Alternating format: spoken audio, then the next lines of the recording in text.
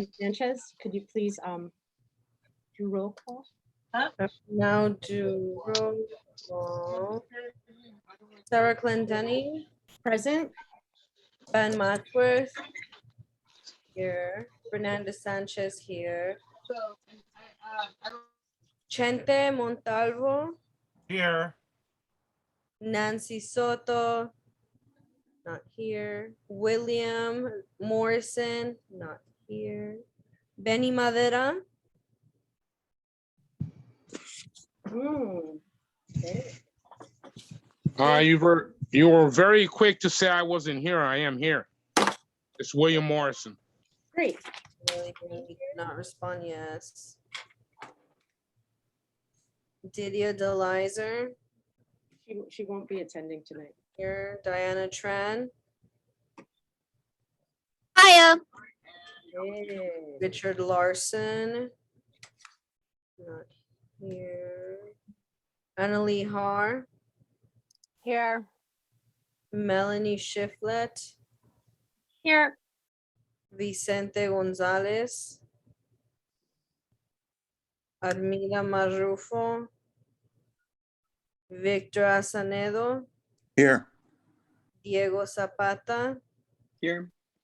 Gil Arevalo, Here. Richard Ortiz, Present. Steve Lucero, Here. Lina Ruiz, Here. Selena Ortega. Present. That concludes roll call. Yay. All right, thank you, Fernanda. Okay, with that, let me get my video back on here. My name is Sarah Clendenning. I'm the president of Lincoln Heights Neighborhood Council. Thank you, everybody, for attending this meeting tonight. To all our stakeholders, thank you. We have a board of, we have 25 seats on our board. Right now we have 21 members, so that's a lot of people for 39,000 residents. We have a pretty packed agenda tonight. And I want to just say the EVG protocols. So with the Zoom, like in-person meetings are going to resume after January 1st of 2022. So it'll just be Zoom until then. And so the people you're going to hear more, who are going to be more prominent in this meeting are, it's me, the president, and then we have Vince as the man behind the controls. And then Bernie is the moderator. So let's open it up to non-agenda public comments. Just really quickly before we start, as monitor, I do want to state your mic will be muted unless you are speaking. If I do mute you, it's because it's not your turn to speak. Do not take that personally. We do want to get through this meeting as quickly as possible for respect for Ben as he's in the hospital right now and attending this meeting. And with that, I'll let Sarah take it. Thank you, Bernie.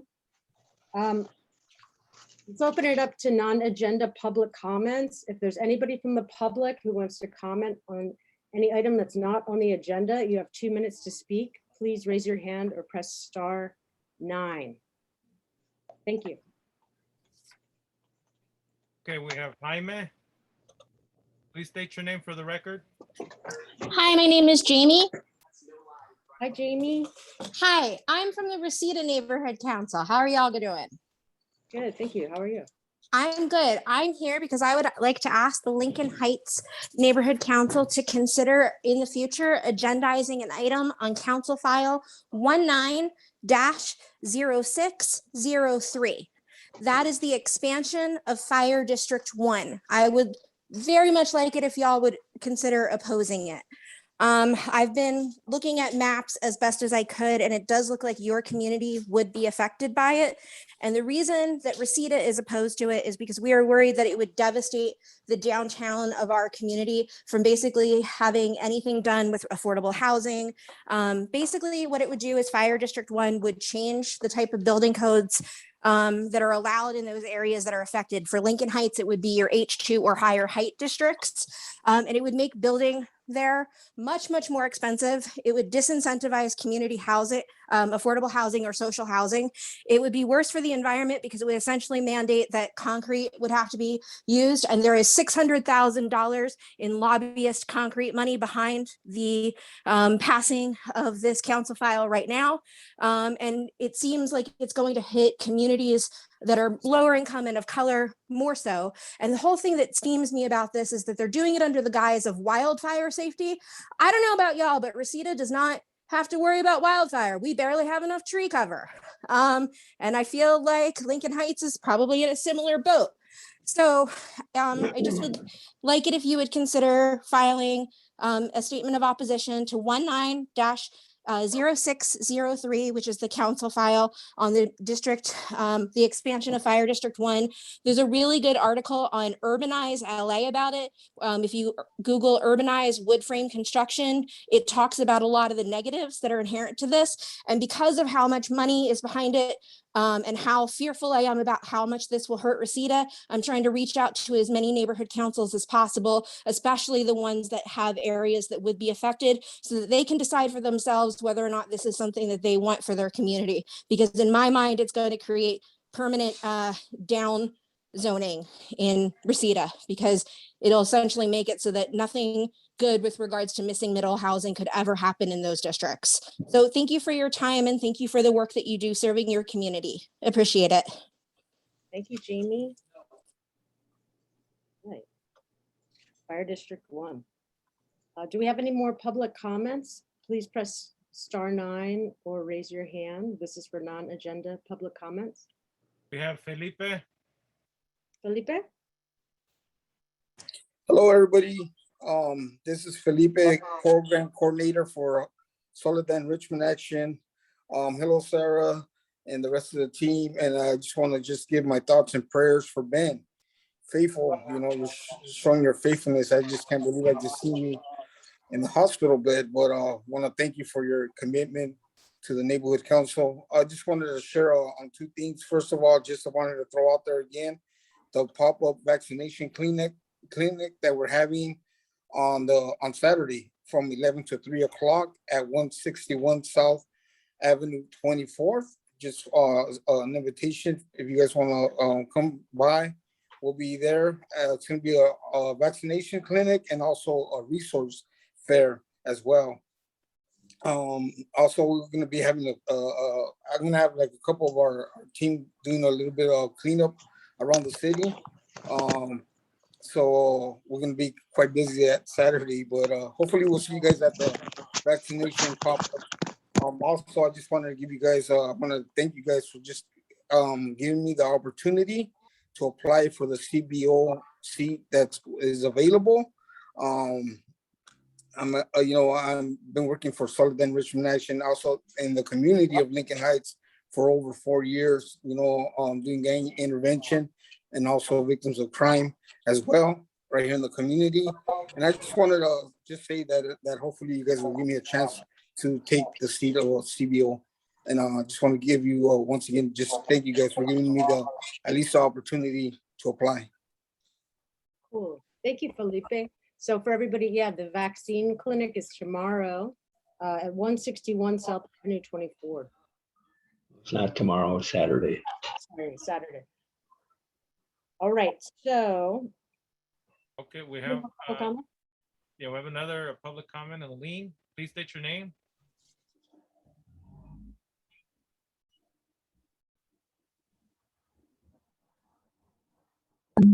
There you go. Hello, hi, my name is Aline Quintana. I work with SEA. I've been working with Soledad Enrichment Action for about 5 years now as a community intervention worker. So a little bit about me. I was born and raised in Lincoln Heights. I still have family who resides in the community. It's been an honor to work here at SEA and give back to the community. When I graduated high school, I went on to further my education. I got my bachelor's degree and then I got my master's degree. And when I was given the opportunity to work here, I was honored by it because to be able to come back to where I grew up at, It feels good to give back to the community. So I'm just basically here to introduce myself, and hopefully we can get to meet each other in person eventually. And I'm also here to support Felipe Radia for the CBO seat for the Lincoln Heights Neighborhood Council. Thank you, Eileen. Thank you. Just Fernanda, just for the record, at 6:13, Richard Larson joined the board. And then our next public comment is Salvador. Please unmute yourself and state your name.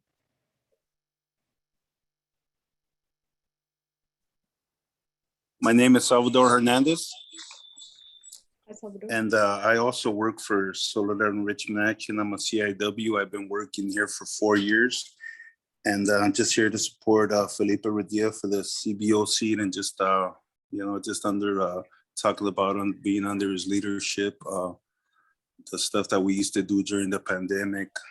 We used to do outreach in the community, pass out masks, sanitizing equipment, fact sheets on how to be safe 6 feet away, and stuff like that. And victims of crime, we'd go out there when the incident's there, and work with the families, try to get them some services, refer them to different stuff. But yeah, I'm just here to support him for that seat, and thank you very much, guys, for your time.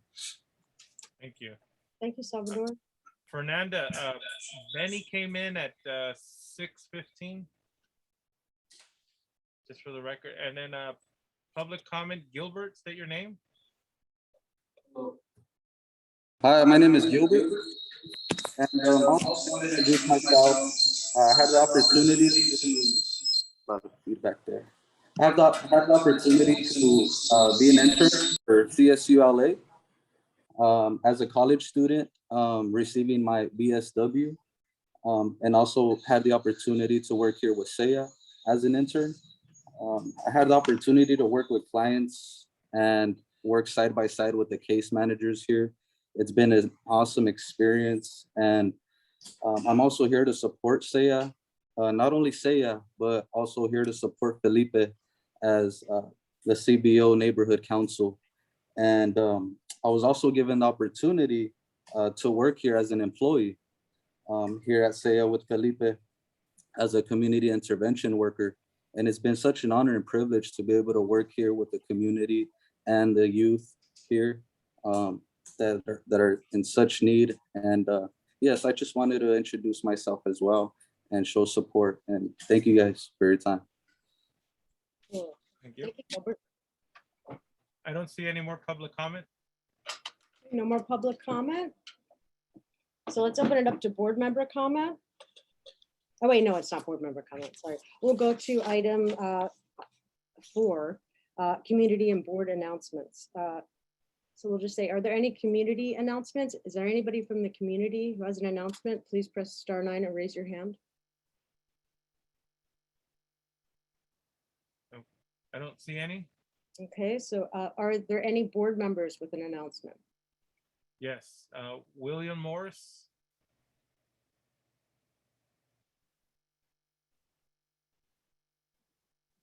William? Oh, I was unmuted. Is it okay if I just go? Selena? Yes.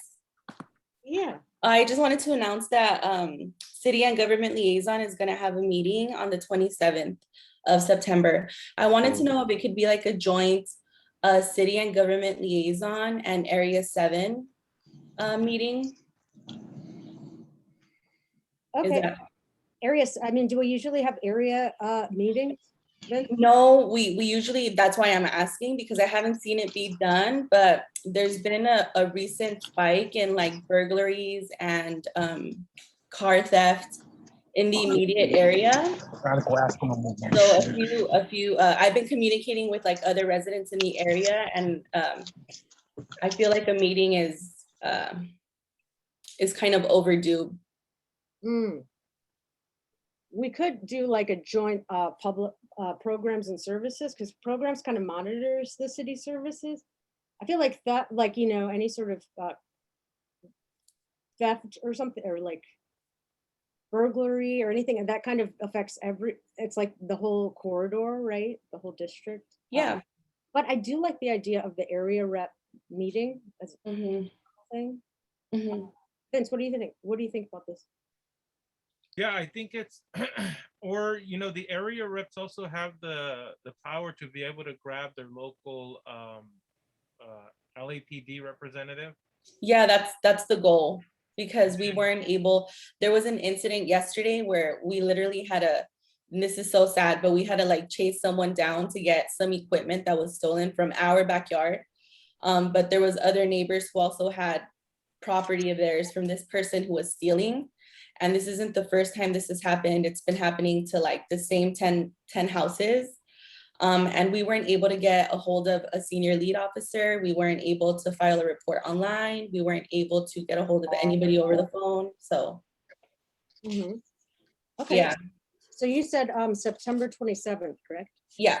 Okay, so then, yeah, we'll put that on the website. Thank you. Yeah. You got one problem with what's your voting membership? Oh, I see. You have a voting membership for the committee, but for the community, you don't really. Yeah, that makes, so what would it be like, more of a like an informative meeting versus like Yes, any? I think you could do that. Yeah. Right, Sarah, would that be okay? Yeah, you have right now on the government liaison, I think you have, is it 4 or 5 members? Well, let us just maybe do it as like the Area 7 meeting, so that we don't have to worry about voting or any quorum or anything. And it can be like more informative, and here's the information, and we're letting everybody know, you know. And then if we need to move on at another date for a city and government liaison meeting, we can do that at another time. Right, like you can kind of collectively agree on an action, like a future action, and then put that to the government. That sounds good. Yeah. Cool. Thank you, Watts. All right, so that'll be Area 7 meeting 9/27. All right, any other board member announcements? Annalee? So Monday we had our first holiday parade committee meeting, and we are getting a Instagram together for that, and so all the information will be on there, should be available tomorrow. And so anybody that's interested in seeing updates with that, the information will be there. And that's it. Thank you, Annalee. Okay, I'm back, Ashley. I'm over here at work right now, Sarah. But this is William Rodriguez Morrison. Just a quick reminder, because there was a couple of people that did participate in that parade, Martin Zacatejana, and he's interested in performing again.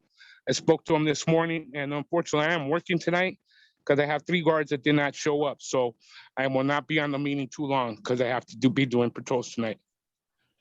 Okay, thank you, William. Our next speaker is Deanna Tran. Hi. So do you guys remember the LGBT Alliance representative that came last time? So I am actually going to be attending their meeting on the 26th. So just wanted to let you guys know that. Okay, cool. That's the Echo Park, right? The chair of that. Yeah, the presenter was Laura, I think. Lauren. Yes. Cool. So if anybody else is interested in participating, please contact Diana. And that goes for community members as well, right? Yes. Okay. Okay, our next board member is Gilbert. Good evening. I just was talking to Sarah recently about a meeting for the program committee. I did indicate to her that I would be doing it on the 28th. However, I have a conflict I discovered at that time, and I'm going to schedule a program committee meeting, orientation meeting and everything on the 23rd of September. So I will need a web ID, and I need a moderator on that date and time so that we can have that meeting. Okay, and yeah, the co-chair of that committee is Victor. So I'm sorry, what'd you say? The co-chair of programs and services is Victor too. So Gil, you and Victor, yeah, sort of figure out the logistics.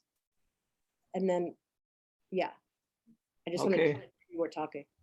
Okay. Okay, cool. Remember the 23rd. Okay, 9:23, and that would be at 6 o'clock, correct? Yes. Okay. All right. Okay, any other board member announcements? Annalee?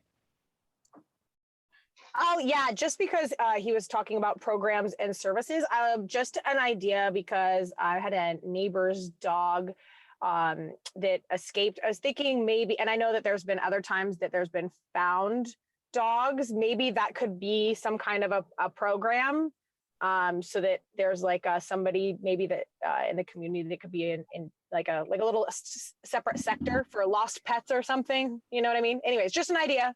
Anyways, that's all. Cool.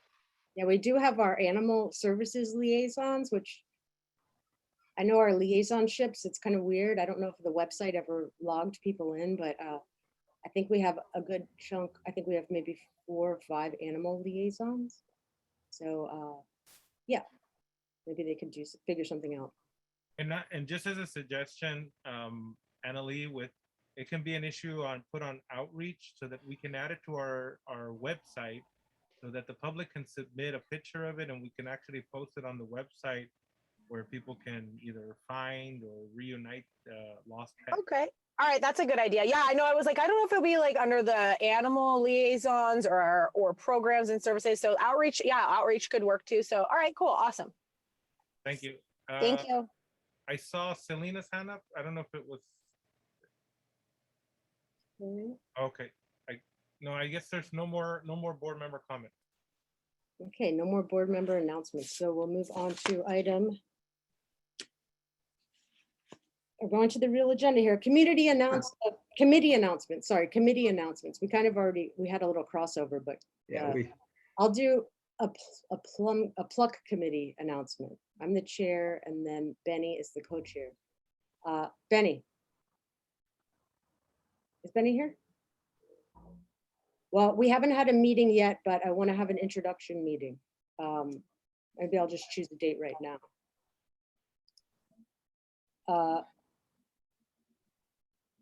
In any case. Well, we can put out the email with the date, Sarah. Okay. Later, like we don't have to do it right now. I just want everybody to know in the community that we're going to have a meeting in the next week or two, and we have some hot topics. And if you are from the community or in the community and you want to join our committee, Planning and Land Use Committee, just send either me or Benny an email. Our emails are on the website. Yeah. All right. So any other committees have any announcements? I don't see anybody with their hand up. All right. So then we're going to move on to new agenda items. No, wait, funding agenda item A. Discussion and possible motion to approve August 2021 monthly expenditure report. And that's Vince, Mr. Treasurer. Okay. Let me pull it up for everybody. Give me 1 second.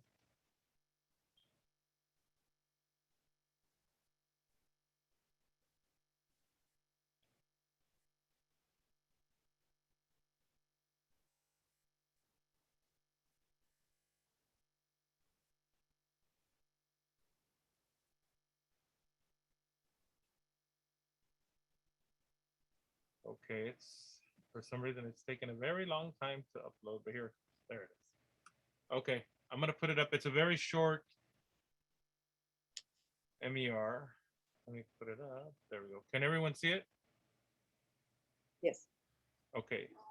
This MER is for August 2021, budget fiscal year 2021-2022.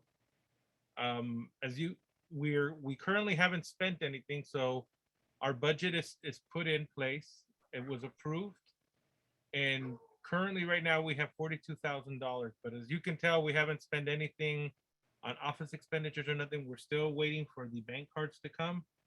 And I'm still waiting for verification from the city. So we should be in play hopefully by next week or sooner. So this budget has nothing to report other than the money that we have in the account for our new fiscal year. Okay. Are there any questions on the monthly expenditure for August?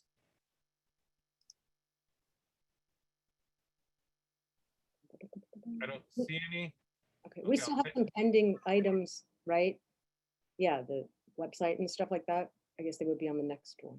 Yeah, well, the way it works is anything that's office expenditure on it is I'll be able to pay it with, I don't need board authorization because they're reoccurring.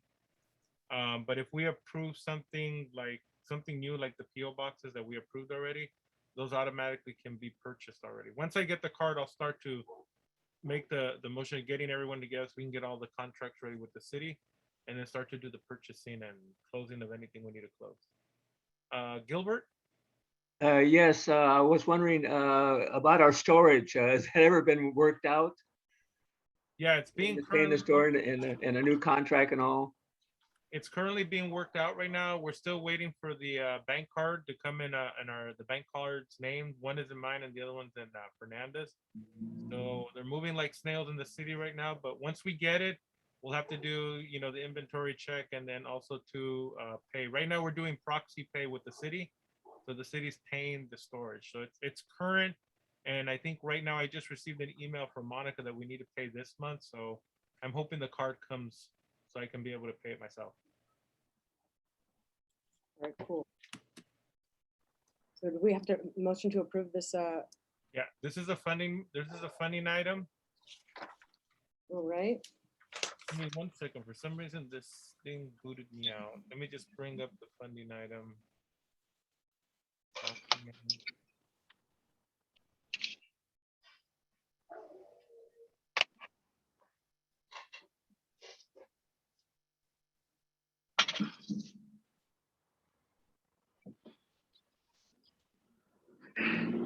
While he's pulling that up, Sarah, I'll make the motion to pass the financial report. William Rodriguez Morrison. Okay, Second. here first, so we have William. Okay, here we go down the list. Okay. Bernie. Give me 1 second. I can go down there right here. I have the financial ones. Okay, so it's Sarah Clendenning. Yes. Okay. Ben. Yes. Okay. Fernanda Sanchez. Yes. Vincent Montalvo, yes. Nancy, absent.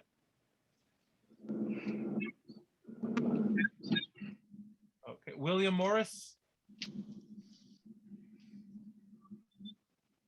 Yes.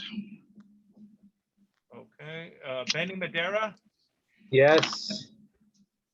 Thank you. Didia, I think she's absent, right? Absent, yep. Okay. Deanna Tran. Doesn't apply. Okay. So we're gonna you have to pick one, either ineligible or recusal. Oh, ineligible. Yes. Sorry, I forgot that one. I forgot the word. Thank you.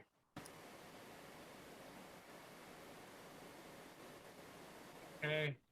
Richard Larson. Recuse.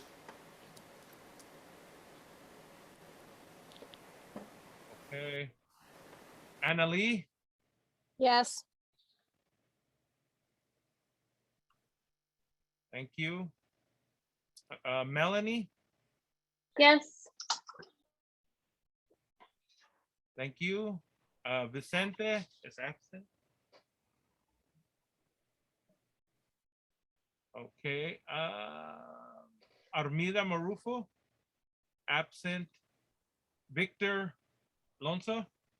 Excuse me. Here. Thank you. I'm bad with names right now. Okay, Victor. And yes or no? I meant to say yes. I don't know why I said here. Yeah. Thank you, Victor. Okay. Diego Zapata. Yes.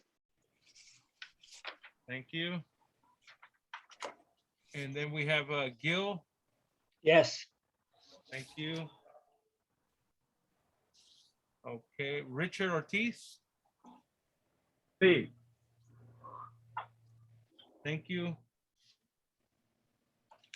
Steve Lucero. Yes. Thank you. And then Lina Ruiz. Yes. Thank you, Lina. And then Selena Ortega.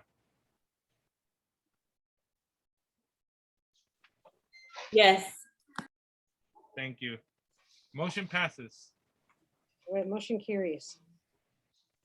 Motion carries, tap, tap. MER approved. All right, so now we'll move on to the next item.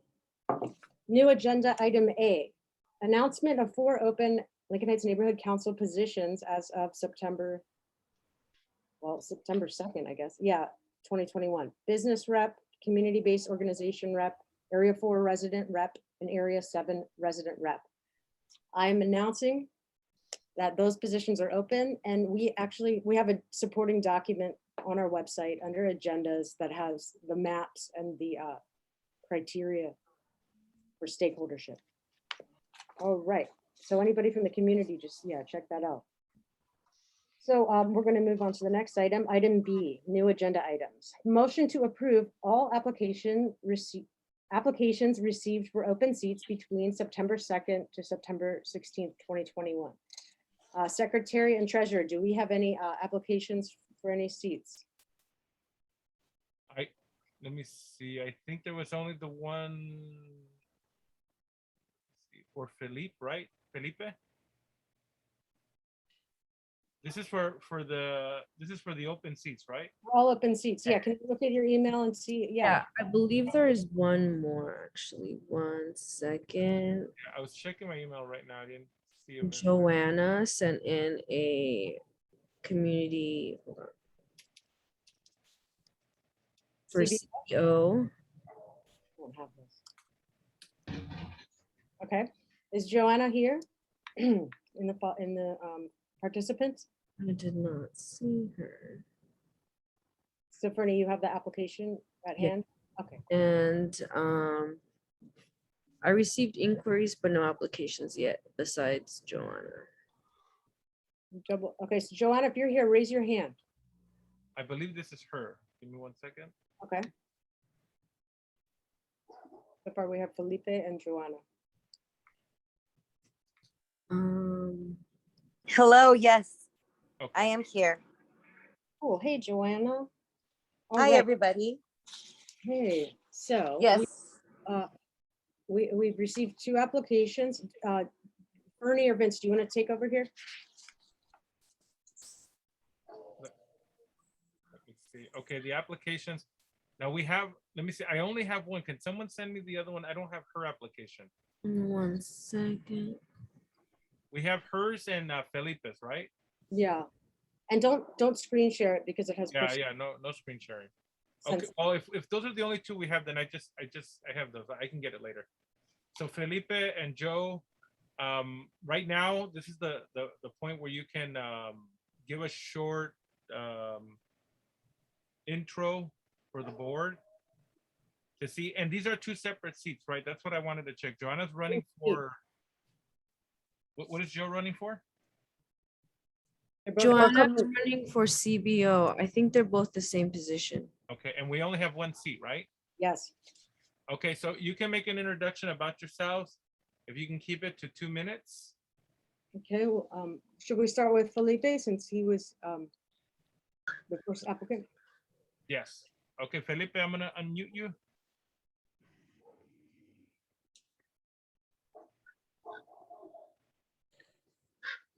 Hello, everybody, once again, can you hear me? Yes. Yeah. Well, once again, I just want to just thank you guys for the opportunity to accept my application. My name is Felipe Rodilla. I'm a program coordinator for Soledad Enrichment Action. We do intervention and also we do victims of crime. I'm a supervisor for the victims of crime. I've been working for Soledad Enrichment Action for already going over 6.5 years total. I've been here in the community of Lincoln Heights, working the community for a little bit over, probably about 5 years. 5 years. I started as a community intervention worker. I moved up to a lead, and then now I'm a program coordinator. I applied for this position because I would like to join the neighborhood council as a CBO representative.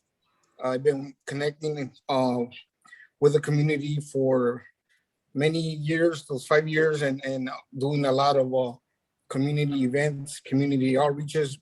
Been working with kids from the community for a while as well, doing workshops with them, keeping them busy, keeping them out of the streets, also getting them back to school, getting them jobs, just trying to get them off the streets and stuff. I've been collaborating with a neighborhood council also for a few years already. We've done a lot of great events with the neighborhood council, Taco Tuesdays, backpack giveaways, community cleanups. So been working with the neighborhood council for many years.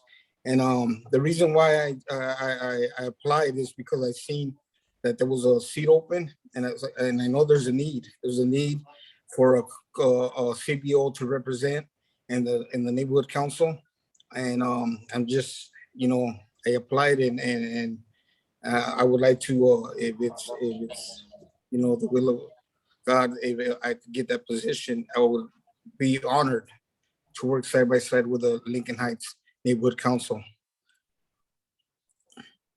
Thank you. Okay, I can unmute Joanne. Okay. Joanna? You can unmute yourself. Oh, there we go. Hi. Good evening, board members and community members. My name is Joanna Iraeta, Joe. As a tenant of Lincoln Heights and a member of the Northeast Los Angeles Tenant Union, I would be honored also to serve in the Lincoln Heights Neighborhood Council as a community organization representative. I have worked alongside many organizations around food security, parks and gardens, youth leadership, and mental health programs in the last 15 years, where I've served as program developer, coalition builder, and community outreach representative. I would like to engage further with my community here at Lincoln Heights, with the Lincoln Heights Board, to support more community-led initiatives. I'm co-founder of a youth program that's led a lot of youth programs in the LA area, Echo Park, and in Lincoln Heights, taking youth out to universities, to parks, conservation-led programs. And so as soon as I heard that this position was open, I thought it'd be a perfect opportunity to engage more and support all the initiatives that are out now, and also promote more youth engagement and community-led events. Thank you also for the opportunity, and I would really like to sit alongside all of the work the Lincoln Heights Board is doing. Thank you. Thank you. Joanna? Now we can open it up to the board. If board members have any questions for either candidate, please raise your hand. Any board members? We have Melanie. No? Sorry, guys. Armita's here. I saw her in the attendee list. I just want to make sure she gets moved up. Oh, Sorry. what time did she get here? Okay. Amita's present. Okay, is that the comment? Yeah, okay. Any more board member? Yeah, we got one more, Richard Larson. Yes, a question for Joe. Joe, where's your office in Lincoln Heights?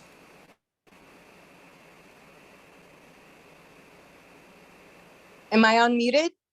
Yes.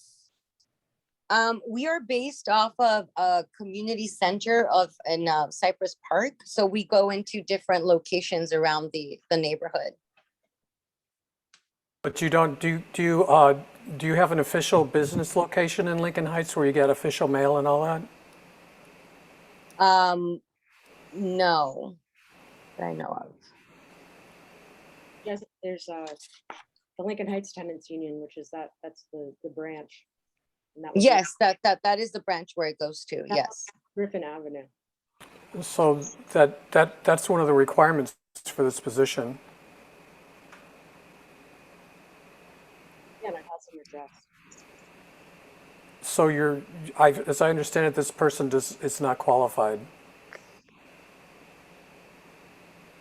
One second. I don't have the address. Do I have the address? It's not in students. I'm gonna find it right now. Yeah, I don't think we have to have it for verification. I can do Yeah. that afterwards, and even within the bylaws, the election part of it was done with required documentation. There is a section of filling board vacancies. If you notice, the key word in the filling board vacancies was stakeholder, and it said any stakeholder. So that's something that, you know, it could be an opinion or something on it. We'll take it to the city clerk, but I would say whatever happens from here it'll be determined after, and people can challenge it. So yeah, let the process go through, and then we'll figure it out later. And if there's verification needed, we'll do it, and then we can redo this again at another meeting. And Joanna's application included a LACTU tenants union letter, and they do work very closely with the tenants in Lincoln Heights. And that itself would make her a stakeholder. I'm pretty sure the community-based organization definition includes a couple of facts. One is that there's an office that's in Lincoln Heights, and that residents can visit the office, and there's definite rules on this. It's not very vague at all. I'm kind of surprised that the people who have been on this council for many years are silent regarding this definition, because it's not the first time that the question has come up where we had a community-based organization rep who needed to live in Lincoln Heights and was not allowed to be part of a vote. Also, by holding a vote that's improper, you're imposing on the rights of the people who are here with the legitimate requirements to hold this office. I've had my hand up for quite a while, Vincent.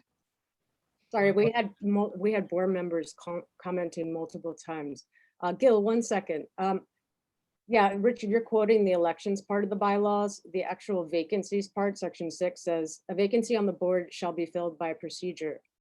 A, any stakeholder interested in filling a vacant seat on the board shall submit a written application to the secretary.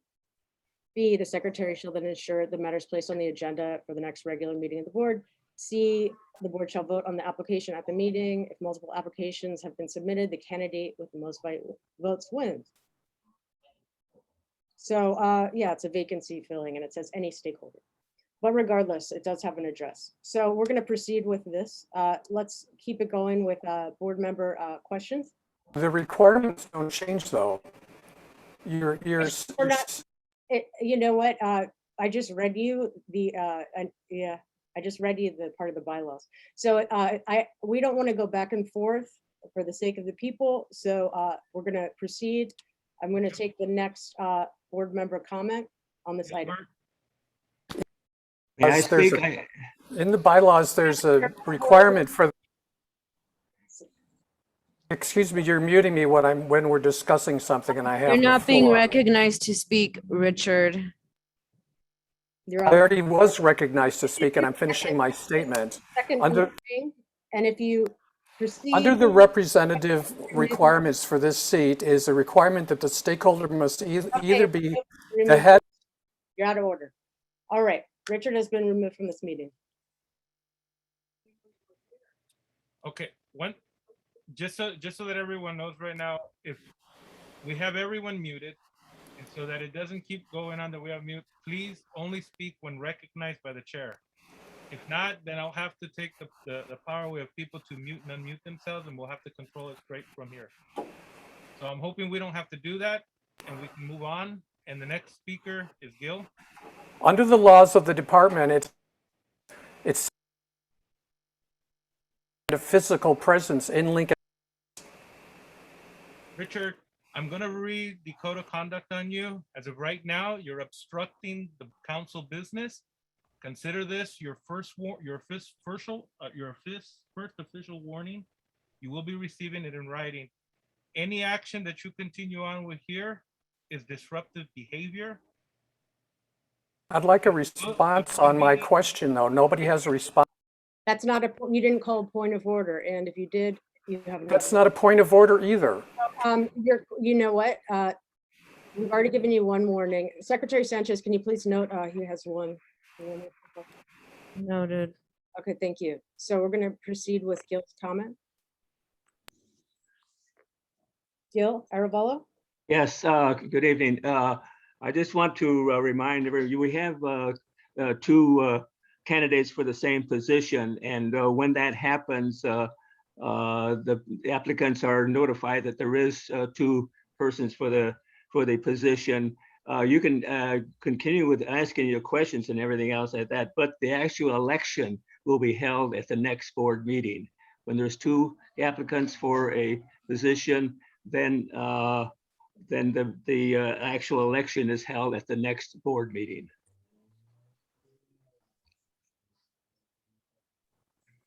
Okay, thank you. Okay, yeah, it says vacancies. The board shall vote on the applications at the meeting. If multiple applications for one seat have been submitted, the candidate with the most votes wins.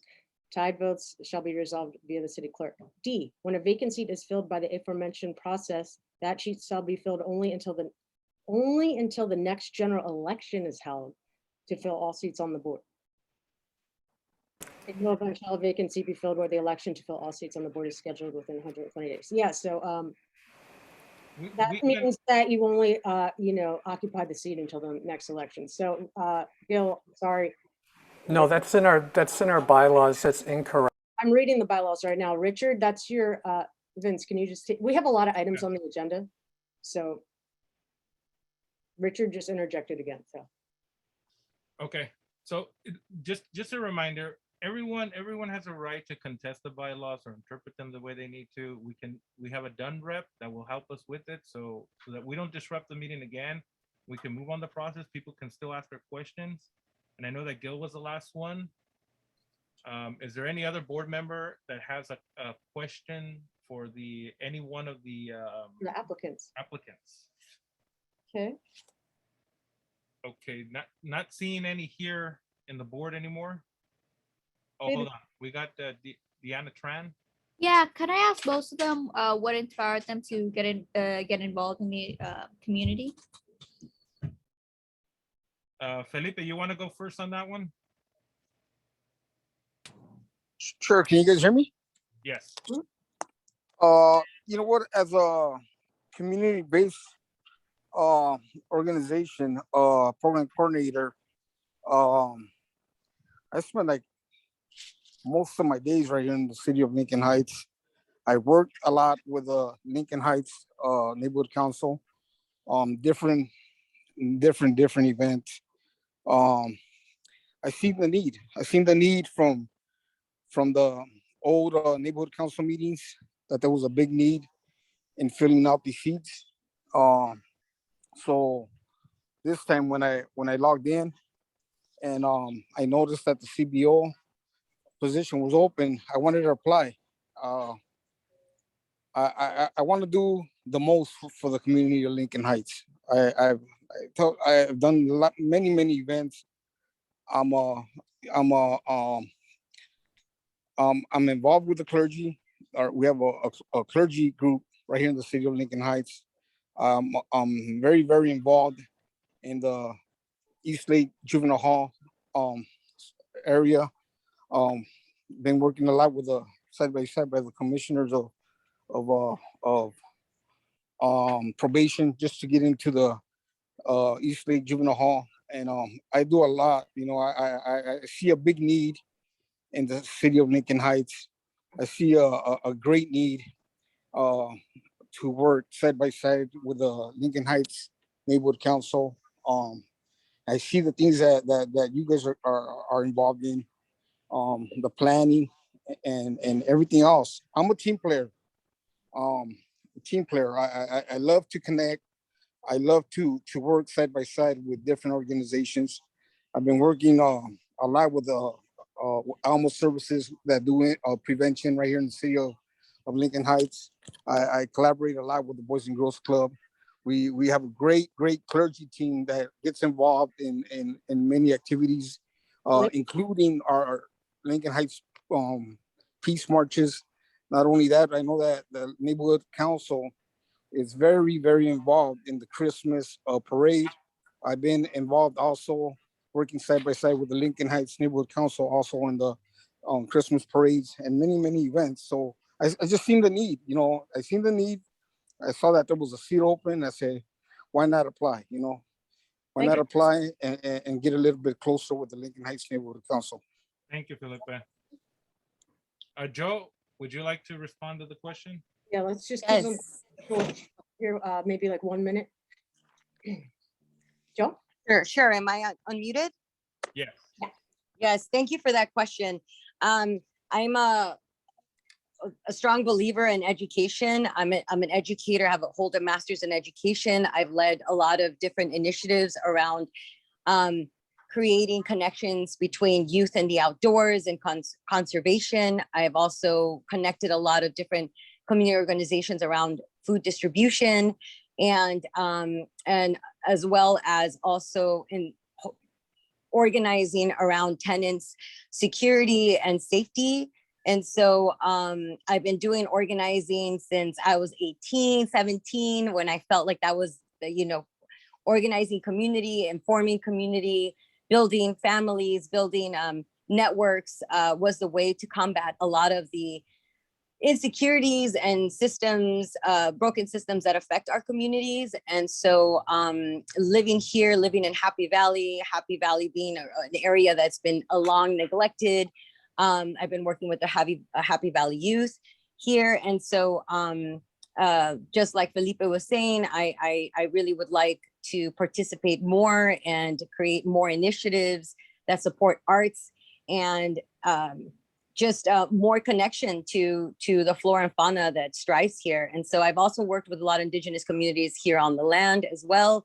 And so I feel like this would be a great opportunity for me to just support what's happening now, but also create more connections and initiatives that will continue to make Lincoln Heights, a thriving community. Thank you. Okay, Joe, we're gonna go back to board members. Selena Ortega, if we can keep our responses and our questions down to 1 minute so we can get through everybody. That way we can and to just listen so we don't repeat our questions again. Yeah. Thank you. Selena?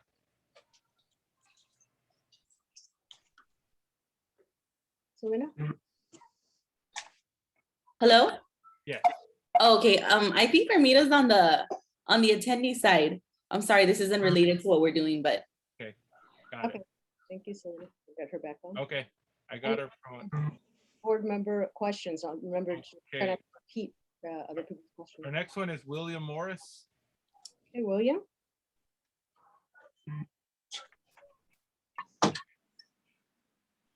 Hello, candidates. My question is, since I know you said you grew up over in Happy Valley, that's where I grew up as well.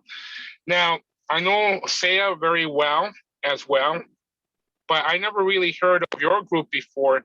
But what are you going to bring to the Lincoln Heights community that will be positive by becoming the CP? Felipe, if you want to take that one, if you can keep the response to 1 minute. Yeah, yeah. Felipe? Yes, real quick. So one of the things I've been working with a lot of the communities here in Lincoln Heights. One of them you just mentioned, Happy Valley. We did we do a lot of work with the guys right there in Happy Valley. We did a peace march one time with the community of Happy Valley and the community of 18th Street, the other side of the hill. One time, I don't know if you guys remember about the incident that happened with the LAPD that there was a shooting incident and one of the kids from Happy Valley got killed.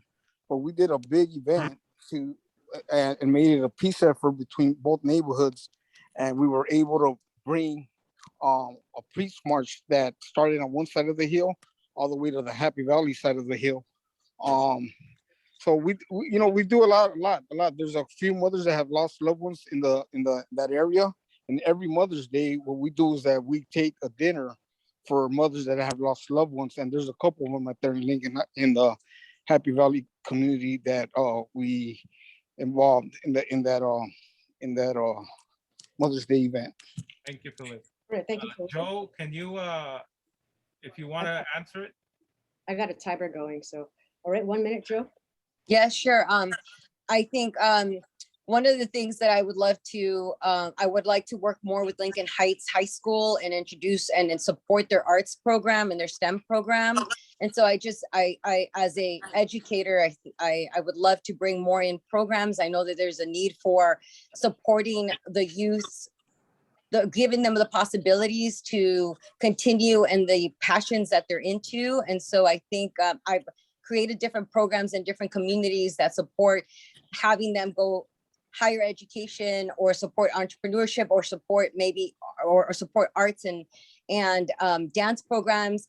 And so I'm hoping that we could, along with the board and the support from the city council and other members, that we can continue to just keep putting more infrastructure in supporting our youth in other areas. And so those are the areas that I would like to focus on. I'm a strong advocate for mental health. I work with the Department of Mental Health. I've done many initiatives with ReRise, who have created different programs and health fairs to support mental health awareness. And so this is a long haul. It's not just the youth, but also the community members who need mental health support, need food security, and also need support in staying in their homes. And so as a attendance organizer, I feel like it's a combined movement. It intersects with each other. So I would like the opportunity to continue to strengthen these connections and create just more opportunities. Thank you, Joe. Thank you, Joe. Board member Melanie. I want to just say, we have a long agenda, and so every question, just try to keep it to 1 minute. Melanie? I'll make it quick. This is so far a very hard decision, and I thank you both for being here. I'm just wondering if either of you don't get the position, are you open to being community members of any of our committees or liaison positions? I think are open to the public. Just a yes or no is fine, just to keep it short. Felipe? As for me, I'm open. If you guys give me the opportunity, it'll be great. If you guys don't, I'll do anything it takes to just stay connected and whatever it takes to do things for the community. But I'm open. Thank you, Felipe. Joe? Yes, absolutely. I'm already involved in different other organizations. And so in whichever way that I can be involved. So yes, thank you for that. Any opportunity is welcome. Thank you, Joe. Joe? And then next is Diego Zapata. Diego? Hi, sorry, I'll make mine quick. This is directed more towards Felipe than Joanna, although Joanna, you're welcome to answer if you can as well. Because I actually don't know too much about Soledad Enrichment Action. I know lots about LATU. So anyways, Felipe, how do you go about gang reduction? Are there like, and also violent crime? I know that's kind of last year was a huge, issue at hand about like incorporating restorative justice in communities that are police. So I was just curious to learn more about how you go about that. One of the things that we do is that we go out there and we work with a different. We have a team of eight employees that work with different community members here in the city of Lincoln Heights. Let me give you a real quick what we did yesterday. Every Wednesday, you guys are more than welcome to come. We open up the center for youth. Yesterday we had about 20 youth that came in from the community. They come, we give them a lesson. Yesterday, the lesson was on STD. And then after that, we let them do like crafts and stuff. We have a PlayStation that actually you guys, because of you guys' finances they gave us, that we were able to have them in a separate room and play the PlayStation. So let me tell you real quick about this 20 people that were here. We had 4 different neighborhoods that don't get along at all out here in the streets of Lincoln Heights. 4 different neighborhoods that were right here in our building. And that's what we do. It's peace efforts. We talk to them about the importance of getting along when they're out there in the streets, the importance of doing positive things for the community, that they don't have to do negative stuff for the community, but positive stuff. So stuff like that. Okay, thank you, Felipe. Okay, so we have one more board member comment. Benny, question for the applicants? Yeah, my question is to Joe. Joe, can you speak as to, like, in terms of your organization, LA Tenants Union, like how urgent is the situation regarding problems with housing right now? You know, you hear stuff like moratorium, evictions, you know, expiring at the end of the month. Can you speak to how urgent the situation is right now? Yes, the situation is really dire. And I think that it's also a time for a lot of opportunity for a different change. And so the Tenants Union is working along tenants so that they can be empowered and buy their own properties and become, have opportunities to be co-owners of their own property, working along with El Sereno Land Trust or other land trusts. There's a really, this is an incredible time, as hard as it is for tenants. There is also an incredible opportunity for legislation to change and for the tenants to have a voice. And Lincoln Heights right now is being targeted, you know, a lot. And as we see, our hillsides are being developed, or developers are coming in with not the community in mind. And so the LA Tenants Union is organizing a broad coalition and creating safety and security and information so that the tenants themselves can voice and create possibilities for themselves. So it's a very important time to support these type of coalitions and networks. Thank you, Joe. That's 10. All right, so any more board member questions? I don't see anybody else's hand up. Okay, so we're going to go to public questions for the 2 applicants. Is there anybody from the public who would like to ask a question? Press *9 or raise your hand.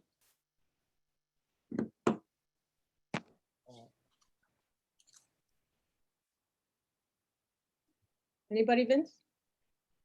Yes. Okay. Let me see. Shabina. I may be torturing this name. No, you have it right. Can you hear me? Yes, okay. Hi, everyone. Good evening. My name is Shabina, and I am a board member of the Youth Justice Coalition, a coalition that has supported youth directly impacted by incarceration, has long been a huge advocate for you know, diverting money from Los Angeles Police Department into youth services. And I also have met Joe through organizing in coalition against gang injunctions in Los Angeles. And I just want to say, Joe was very humble in describing herself, but I want to just express my support in Joe being part of the neighborhood council with her work as a strong youth advocate. I'm an educator myself. We met as educators in this coalition, stopping the Echo Park gang injunction, which ended up being a long fight. I also organized alongside Joe doing mutual aid in MacArthur Park. Joe has been part of many community spaces and has really, really been a strong advocate for mental health for young people as well, and has really supported youth learning how to ride bikes and you know, indigenous land stewardship. And I just really want to offer you know, my solidarity and advocate for her. Thank you. Mm-hmm. Any other public comments? one more. Nick, Nick?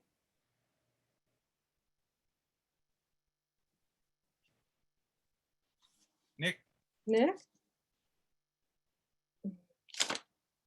he disappeared off of it. Let me see. Okay. Yeah, he's no longer in the room. Yeah, okay, so we have no more hands up. Okay, so I guess with that, since we have no more questions, we're gonna take it for a vote. Correct? Yeah, Ben? the vote, yeah, Fernanda, the way this vote works, it's people can either vote for Felipe or Joe. And the one with the most votes wins. So if we go down the list and just ask everybody, you know, whether they want Felipe or Joe, that's how we'll tally it at the end. So, okay. I will now start vote. 1 second. Sarah? Joe? I'm sorry, just to clarify, are we starting with Felipe? No, the vote is for both. So when we go down the list, the board members can either vote for Felipe or Joe. So for example, near Sarah's name, we'd put Joe. And Got then, it. okay. Okay. Okay, so Sarah Clendenning. Joe? Ben Wadsworth.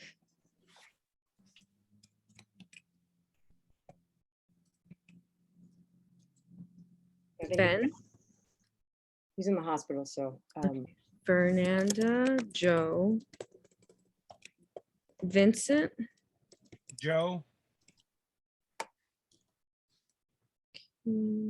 1 second. Joe.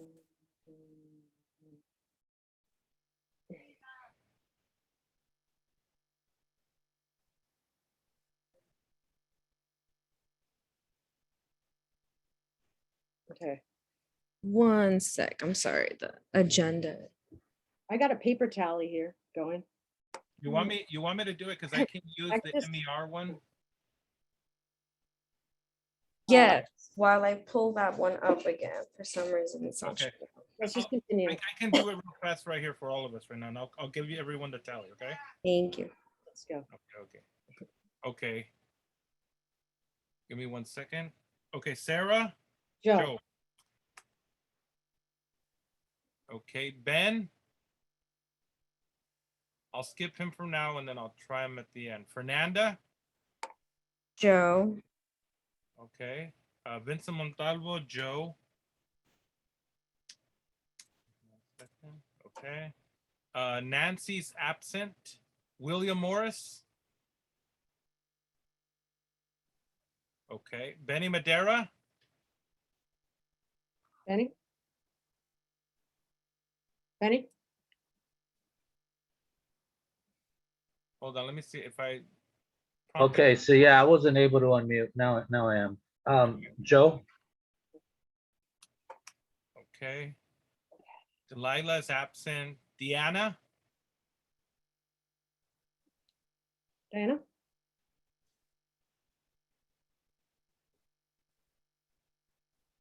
Some may be having a little trouble. It just seems like Zoom's kind of lagging. Yeah, I couldn't unmute myself. Sorry. Okay. Joe. Okay, and then 1 second, William's hands up. Okay, let me. Back to his vote.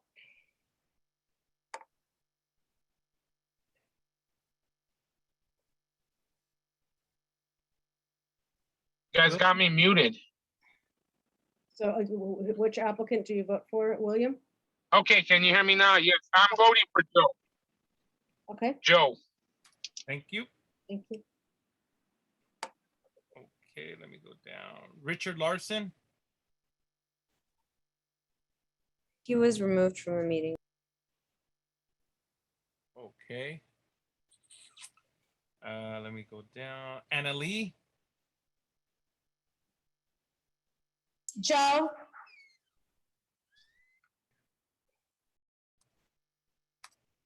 And Vincent, if you'd like, I can pick up again. My apologies. I have a new computer and I'm still trying to figure out how to work it. Let's just rock through this. Vince, Yeah. I'll just do it and send it to you because that way we don't have to Yeah, stop. we're Okay, really, Melanie, no?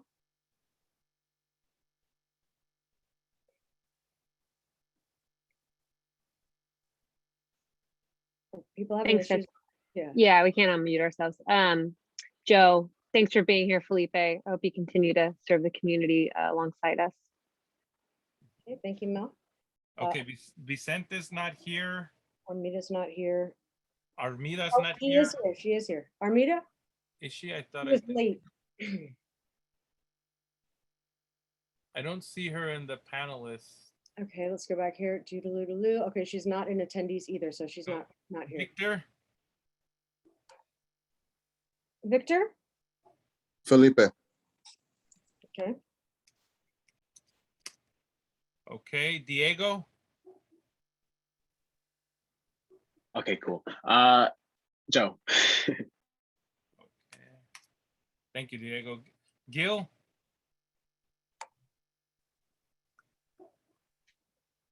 Gil,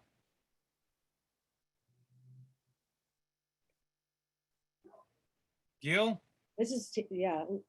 Gil, are you here? Please raise your hand if you're here. If you don't raise your hand right now. I'll come back to him. On Okay, it. let's roll. Okay, Richard Ortiz. Jojo. Okay, Richard. Okay. Steve. Joe. Okay. And then Lena. Joe. Thank you.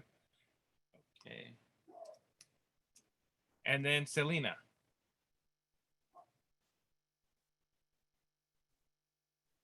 Serena? Sorry, I wasn't able to unmute myself, but I'm voting for Felipe. Okay, Felipe. And then Gil's back, so let's take his vote. Gil. Gil? Gil. What's your vote? Gil. Gil? Why is it hard for people to unmute? Hello, are you there? Yeah. I'm sorry. What's your This is confusing. I just wanted to say, I don't know if you heard my, before when I voted, but I don't believe that Joe meets the requirements as like a fiscal office and such. So I will be probably talking to City Clerk. Okay, so which candidate, you're not gonna vote? I did vote. Okay, you did vote. I did vote, yes. What Felipe. did you vote? Philippe? Okay, Yes. we didn't hear that. Okay, so we were done. So can we do a tally here? Okay. So we have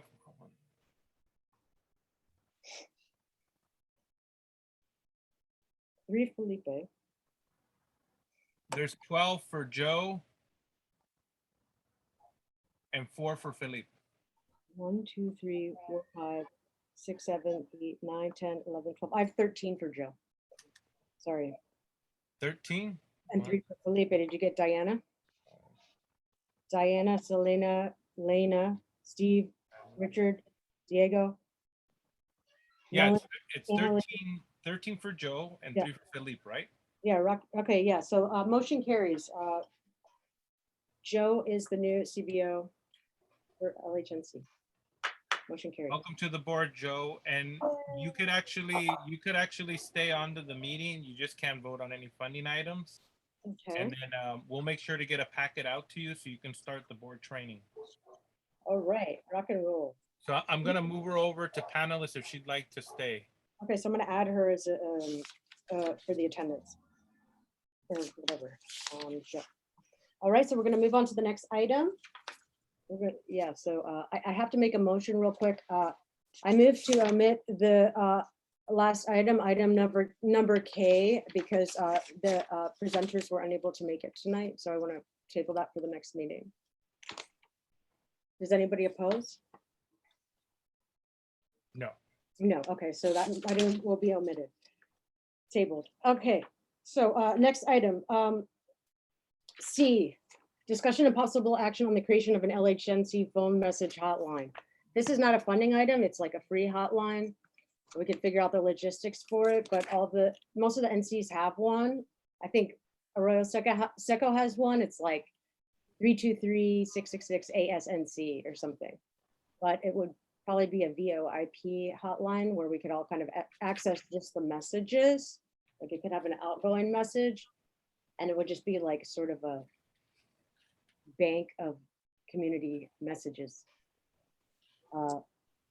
Yeah. Board member discussion?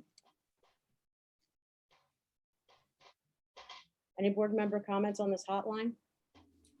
Okay, we got the first. So if you don't have to, if it's not like, I'm just saying, if repeating comments and all that stuff, like, we're kind of running out of time here. We have a stocked agenda. So let's take a comment here.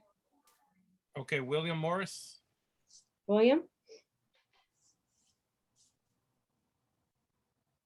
I just wanted to say good night to everybody because my client is here, the Fresno team, San Jose, actually the Fresno State team. So I have to go on my job right now. So you have a wonderful and blessed night. You too. Okay, so Fernie, for the record, William Morrison left at 7:20. Noted. All right. Okay, our next board member is Victor. Victor? Oh, yeah, I just wanted to say that's a great idea, and we could probably use that same number for our Lincoln Heights Neighborhood Council business cards. Yeah, okay. Like a vanity. Oh, Sarah, Hey, Vin, hey, oh. What, is that Wads? That was Ben, yeah. yeah, Yeah. just a comment. You guys muted and it said we were no longer able to unmute ourselves. I had to kill the whole thing and come back in. So be careful when you mute people. Okay. Thank you, Ben. Okay, so we have a comment from Gil. Vince, can you? And my comment would be to the vote for Felipe, even though he lost, I think. Okay. So we'll mark that. So that would make it 4. Yeah, 4. All right. So let's move to Gil. Gilbert. Hello. Can I speak? Yes. I just want to know who's gonna, how is that manned? Does somebody take those calls or just, what's the process of somebody calling the hotline or something and they want some action right away? Who actually takes it? Well, it's sort of like your voicemail. So like the hotline, it would just have one outgoing message like, "Hi, welcome to Lincoln Heights Neighborhood Council. Please leave a message." Boop. And then people leave messages, and then we would all have access with just the same number to log in and just review the messages. And then maybe, yeah, keep a log of them. Yeah. Any other board member questions? I don't see any. All right. I guess we would also kind of give this to the outreach committee. I don't know if it's an outreach committee thing, the phone, it's kind of like an operations type of thing, but in any case, no more vote. Oh, we do have a board One in member? the public. Okay, so we're gonna go to the public comments now. Oscar, please state your name for the record. Oscar? Hi, my name is Oscar Canales. My pronouns are he, him, his. I'm a youth advocate with Los Angeles Youth Uprising. I just want to bring up something that I feel like Lincoln Heights has the honor and privilege to serve a community of children that are currently housed within Lincoln Heights that are housed in East Lake Juvenile Hall. Today, the BSCC found East Lake Juvenile Hall unsuitable for juveniles to be housed there. They have 60 days to make an implementation according to the Attorney General settlement, which the BSCC made a motion in regards of including East Lake as an unsuitable to house children there. I just want to bring this up to the council because I feel the Lincoln Heights community should be aware because these are the children that our community, unfortunately, the Black and brown children are the most targeted and are being housed there currently. I feel that it should be something that we should keep an eye on and ensure that the children are being treated as they are being said and that we are being told. But right now, currently, the BSCC finds East Lake Juvenile Hall as of today unsuitable to house children. And I just want to make a note that on the DCFS, if a house is found unsuitable, children gets removed immediately from the home.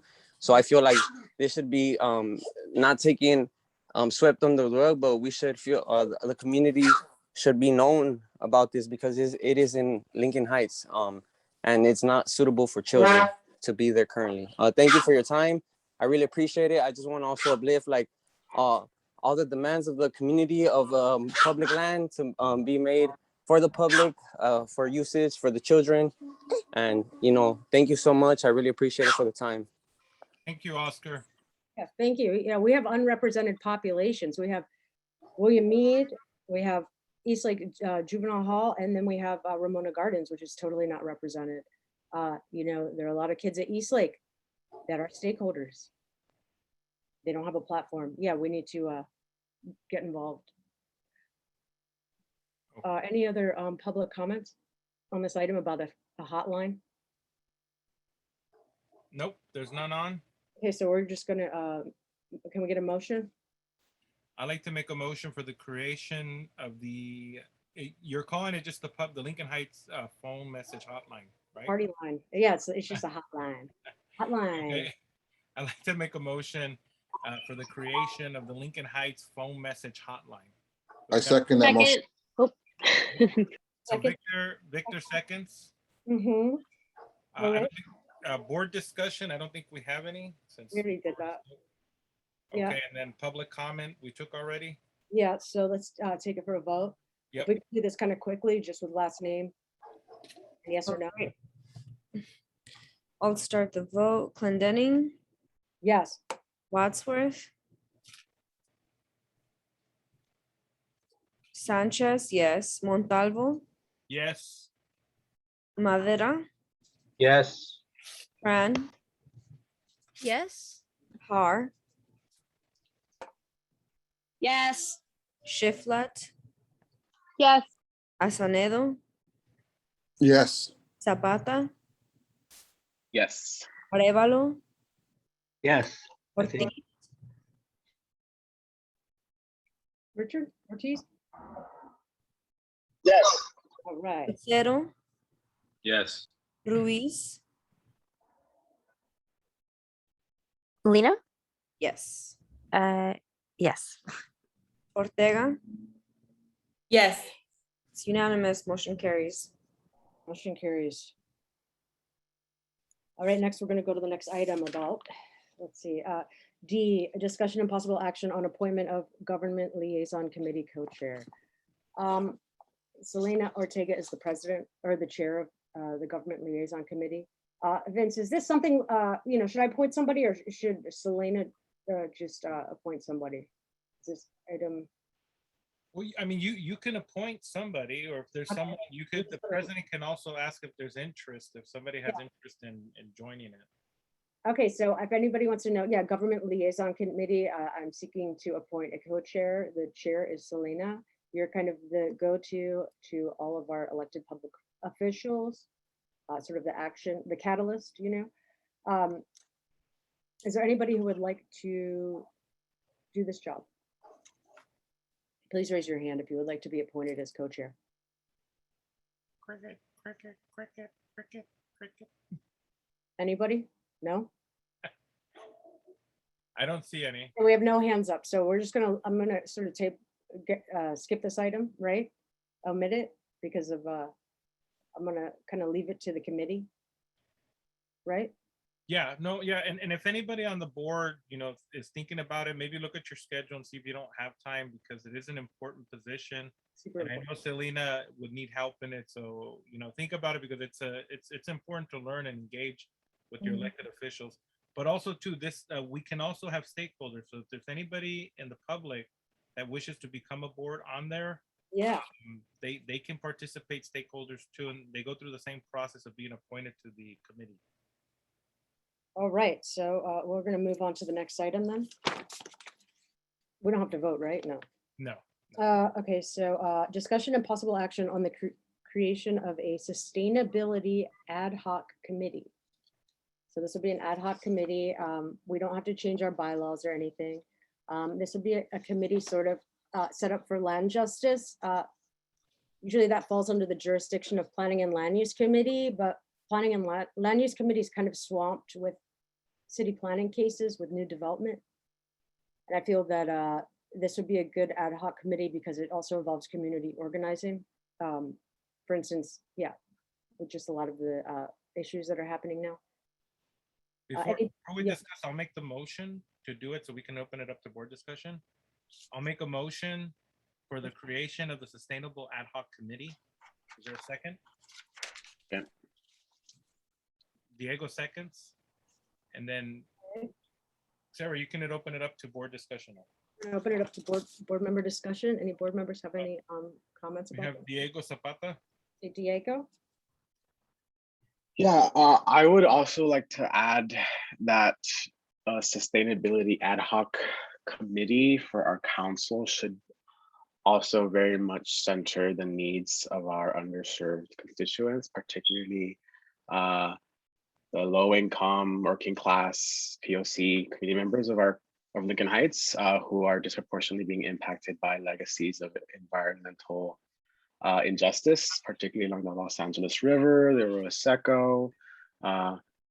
And I'm not sure if all of you are aware, but the LA River Master Plan was just sent out for, or rather, public comment on that document has ended months ago, and I'm sure they're working on it, but it includes huge sort of ramifications for our community. And also USC has released an urban forestry plan to do a lot of urban greening around its corridor. So there's just a very high risk of green gentrification actively happening in our community. There's also lots of opportunity for our community to have greater access to nature and the amenities that we deserve. Clean air, we're among number 3 in the county for the worst air quality period because of our adjacency to the 110 and the 5 freeway, which release tons of particulate matter. And also, I would also like to point out that the farmers market is an issue in the sense that, you know, we should have a right to have local food, but at the same time, we should also support access to that and making sure that it's, you know, accessible to our community because it's widely unused. And there's a few other issues attached to it that I think should be addressed. And I think a sustainability committee can take land justice, environmental justice, and all these other issues at hand.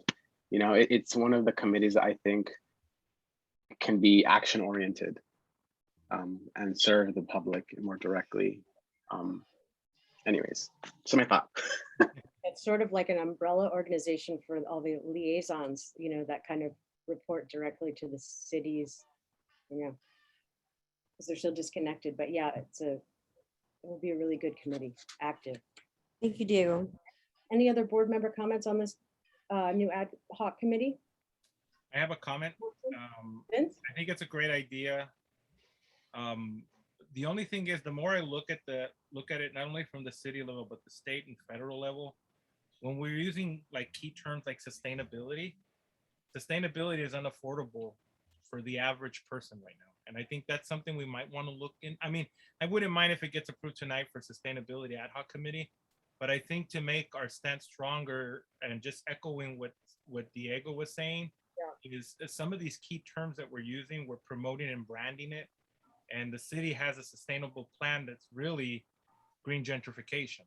And, Yeah, and so we have to, yeah, we should not use sustainability. definitely have to open it up to people to make it education based, but also to make everyone understand how it really affects us and why we need to engage in the environmental process, because it's in every component of development right now.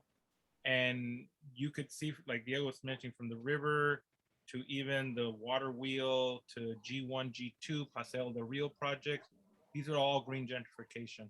While they're using a lot of money for disadvantaged communities, and I mean a lot, 90% of that thing was based on disadvantaged communities, we will not be here. We're already priced out of housing. And that voice needs to be heard very clear and loud, both city and nationwide, because it's happening everywhere. So I would like to, and this is for Sarah, because I like this type of work.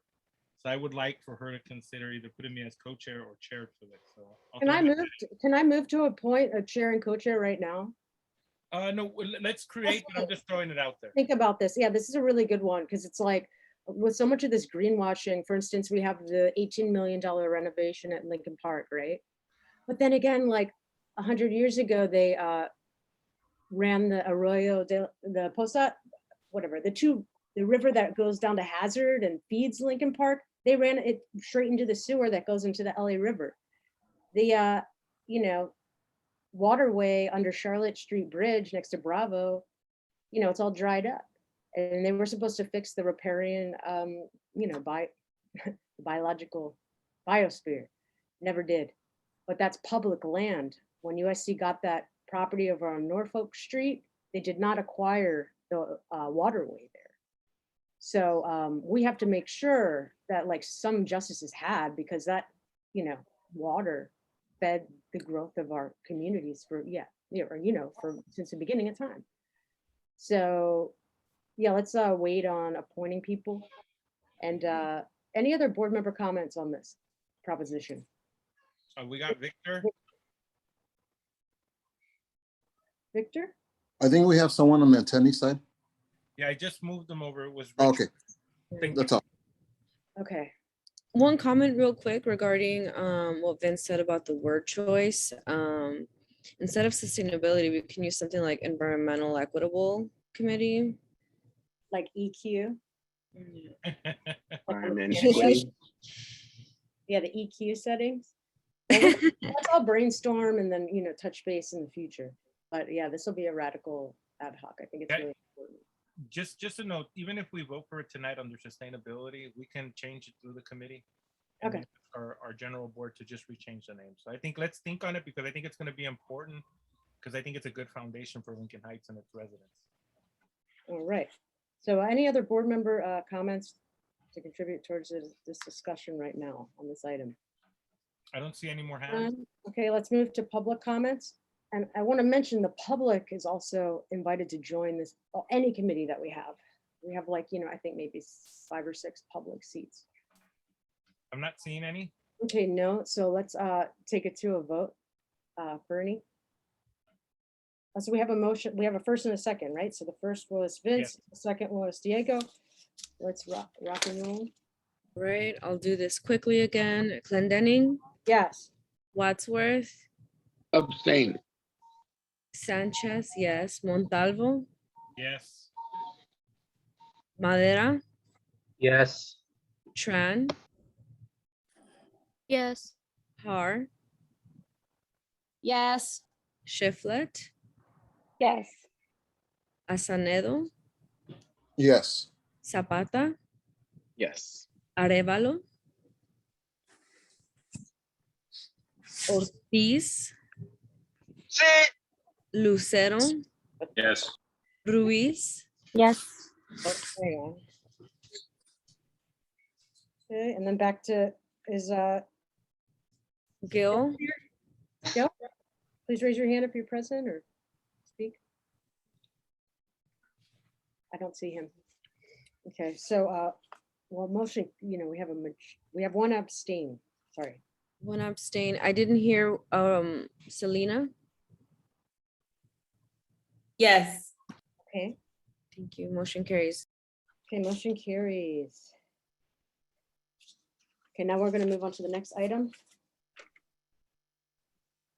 Okay, F, discussion and possible action on appointment of board member to pick up the 2021 NC elections records from the office of the city clerk after October 1st, 2021.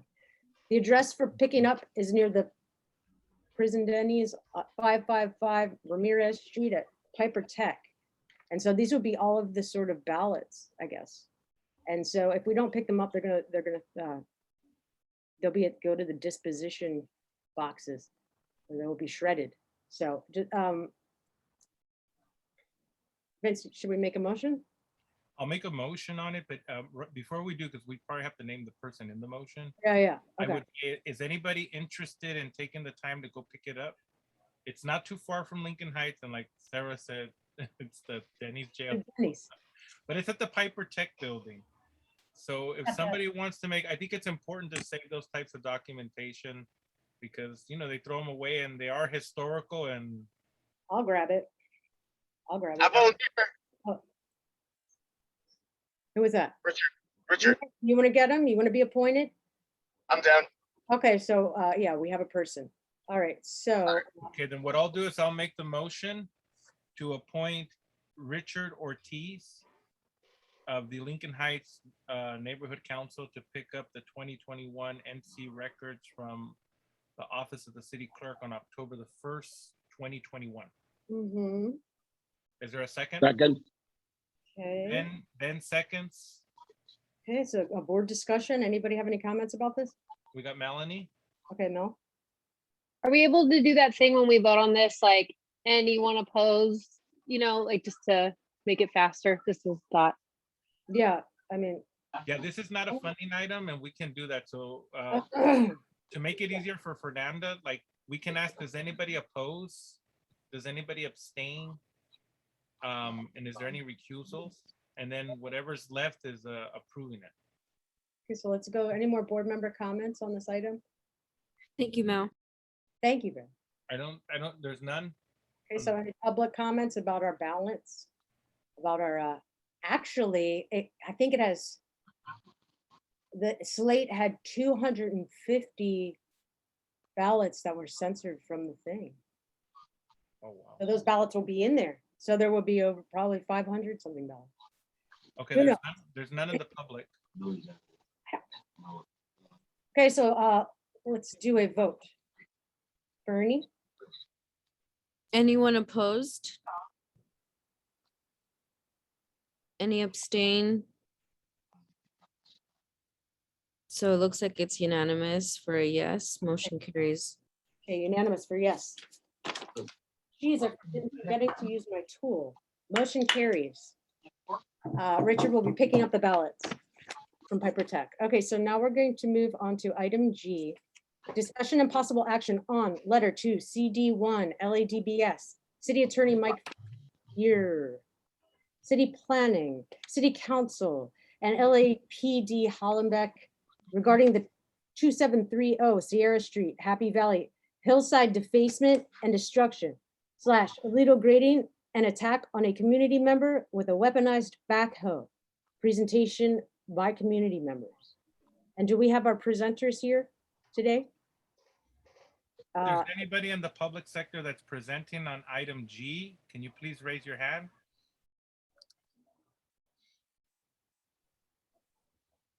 I don't see any, Sarah. Oh, wait, we got a hand up. Oh, there's Joe. She's on the panelists. Okay. Give me All right, one. so Joe will be the presenter. But Joe, I think Joe might have to not be able to vote on this item. Go ahead, Okay. Joe. Hi, I won't be able to vote on this item, but the property on 2730 North Sierra Street has been occupied for 11 years with the intention of stopping the erosion on the hillside. There's a lot of native flora and fauna here. 3 families have lived here for the past 11 years. And this new landlord has come in without showing any proof of purchase or that he was the landlord, and basically assaulted and used violence. Well, I'm actually the tenant here. And so at this point, for a month, he has basically terrorized not only myself, but also the neighbors below the hill, and has now put the property on sale. So he just basically flipped it. So he bought it for a certain percent, certain amount, and now it's going for double the price. And just want to make sure that this type of behavior doesn't continue to occur. the police department didn't do anything about it. Could have been avoided if they would have been more active and had heard the call of the neighbors, including myself. And so now the hillside is defaced.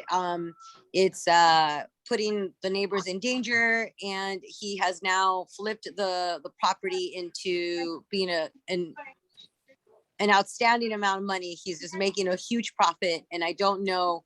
I think getting the city attorney involved and holding him accountable would be, just the best way to ensure that landlords don't continue to come in and trying to do whatever they want without permit, or without any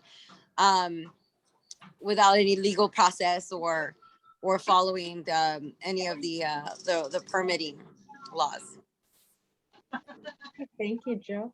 Yeah, so all of our letters and community impact statements, they're available on our website, lincolnheightsnc.org/agendas. So you can read these letters.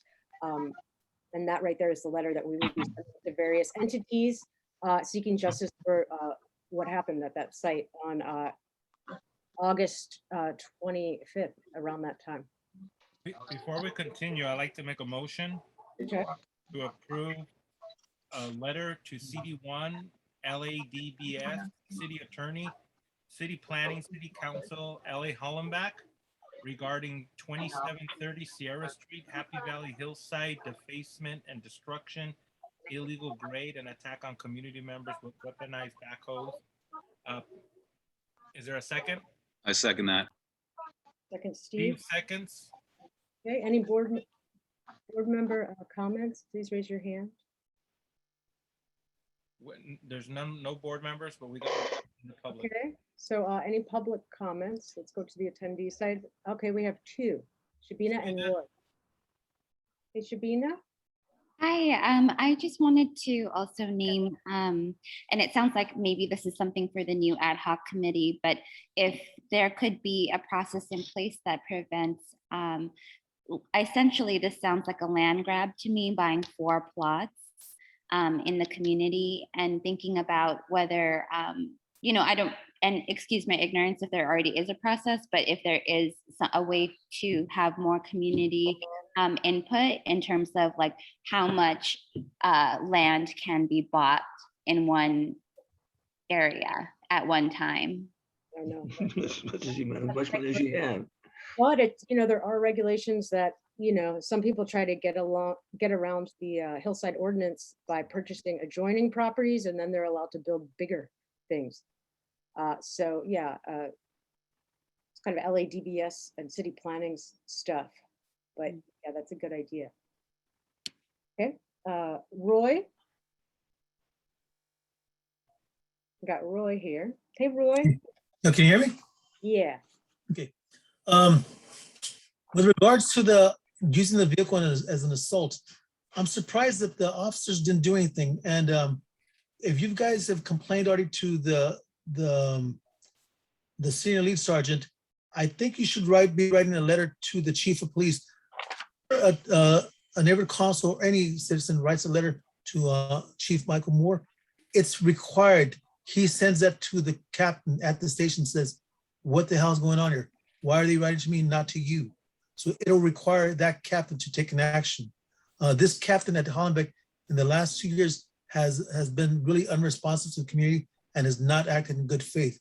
So I think you should be writing to the chief so that he can respond to this, because again, this captain has shown time and time again that he's not responsive to the community. And the fact that you were not able to contact a senior lead officer or the senior lead sergeant tells me that he's not acting as he should be as a captain there. As a commanding officer, he's responsible for all those officers under his watch. And the fact that they didn't respond to this and that this community member was assaulted with a bulldozer, that's a clear violation. Police officers shoot people for coming at them with a vehicle at less than 5 miles an hour. This was a full, size vehicle that was weaponized, and that's not cool. Mm-hmm. Thank you, Roy. Thank you, Roy. All right, thank you. Any other public comments on this item? I see none. Could I make so I want to add Michael Moore. I always think of the film director, but I just want to add Michael Moore to the little roster there. And Michael Moore's boss will be what? Mike Foyer? No, the mayor. Oh, the mayor. appoints him. Right. I forgot about the flow chart. So then the motion would just read, just so that the board members know and everything. It's just the letter would now read to CD1 LADBS, City Attorney, City Planning, City Council, LAPD Hollenbeck, Chief Michael Moore, and also Mayor Garcetti. Okay, yeah, that's good. All right, so let's take a vote now. Bree? I will now begin vote. Clendenning. Oh, actually, I'll do the same thing as last time. Anyone oppose? Any abstains? It looks like it's a unanimous for yes. Motion carries. Excellent. Motion carries. We'll be issuing a letter to the elected public officials about 2730 Sierra Street. Next, we move on to, okay, here we go. H, discussion and possible action on letter to Hilda Solis regarding Paradise Hill, the Paradise Hill land auction at 2929 Amethyst Street. Update and presentation by CD1 and Community Org Nela Soul. We invited Gil Cedillo and Jose Rodriguez for this item to present, but they declined the invitation and just kind of directed us to that letter, that kind of press release they wrote last week. But it's today, I guess the thing went up for auction again. And now Jose said he doesn't know the status because it seems like the owner might be keeping it. So I don't know. But we have the letter here. This is kind of a rough draft. It might have some typos, but this would be submitted to Hilda Solis, the county supervisor. And we have a presenter here today. We have Roy and Dylan. Okay, before we start, let me put the motion on the plate right now so we can have the discussion. Okay. Or the presentation on that. So I'd like to make a motion that the letter to Hilda Solis regarding Paradise Hill land auction, 2929 Amethyst Street update. Oh, let me stop there. Do I have a second? Second. Richard seconds. Sarah? All right. Any board member? Oh, wait, let's go to the presentation. Exactly. So Roy and Dylan, do you have any visual? I think Dylan might have some visuals, a screenshot. Okay, I can give him access. Okay, and then what's the time on this item? I mean, if they were to present, we have no proponent or opponent. Wait, proponents. We don't have the city here. So should we say a couple minutes? Let's what do we give them, about 3 minutes? Is that enough? Like 3 minutes total? Well, let's put 5 minutes Q&A, 3 for the presentation and 2 for Q&A if anybody has any questions. Okay, cool. All right. Okay.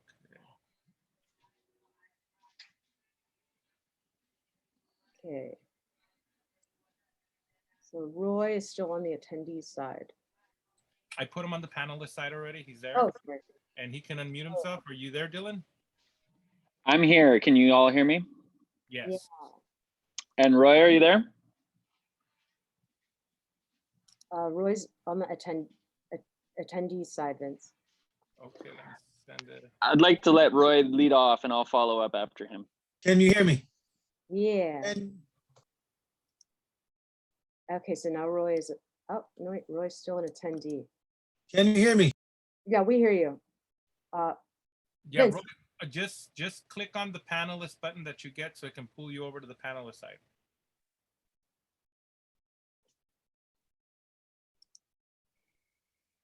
I'm sending it to you. All you got to do is click on the prompt and it'll move you over.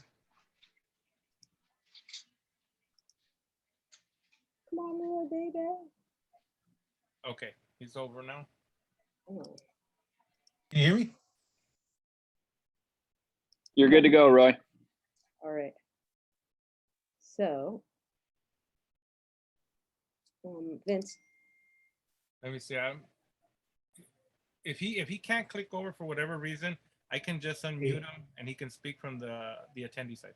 Okay, Well, sure. he's on the panelist side. I see him. Okay. He's just, there he is. He's unmuted now. Hear me? Okay. Yeah. Sorry. Well, again, thank you to the president for and Ms. Annalie Hart and Mr. Benny Madera for inviting us. We're greatly appreciative of the fact that you guys even took the time to consider our motion. So we did have a meeting today with most of the elected officials.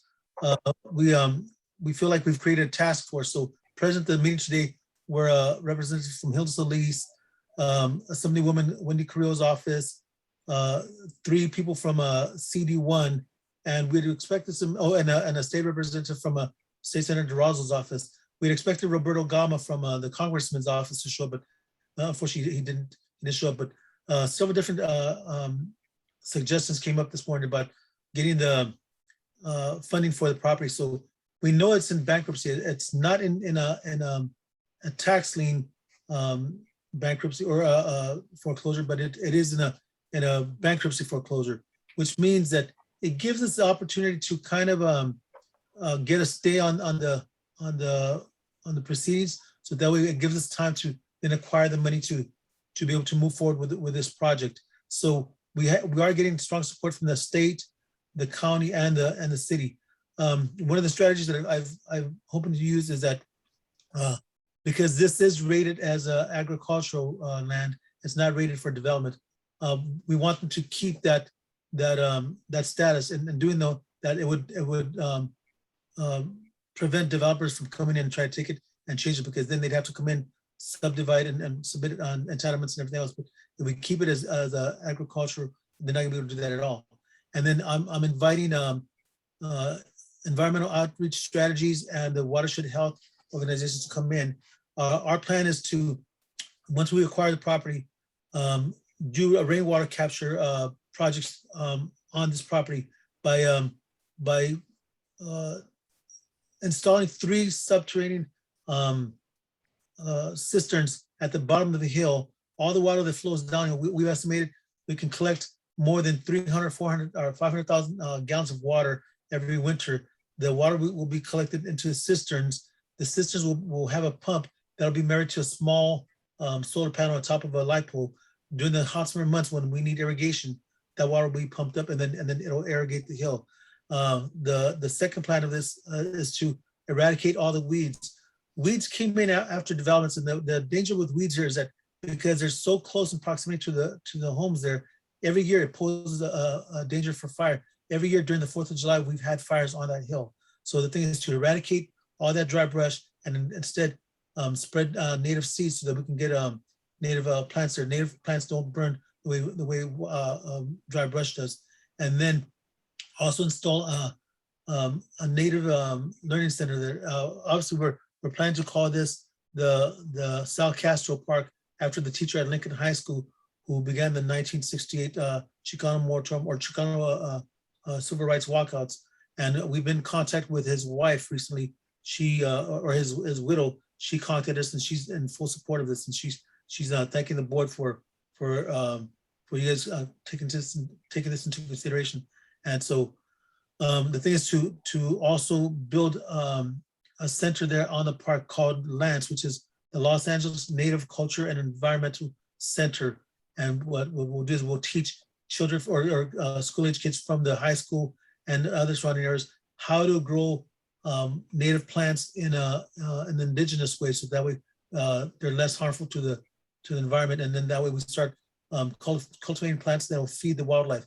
Our goal is this: as long as we plant the kind of lives that sustain life on the hill itself, they'll stay out of your backyard. They don't have any interest in going to catch your dogs or cats because they'll have their own food. And as long as we provide water and food for them, that's what they're looking for. So again, this will be a self-sustaining project that'll be able to sustain itself for decades to come. So right now we've asked the electeds for their support. They're interested. They really are. They really seem to be genuinely interested in. They're gonna be monitoring the bankruptcy to check and see how they can intervene. At the meeting today, we had Gerald Gubaton, the planning director for CD1, Hugo Ortiz and Bill Cody there.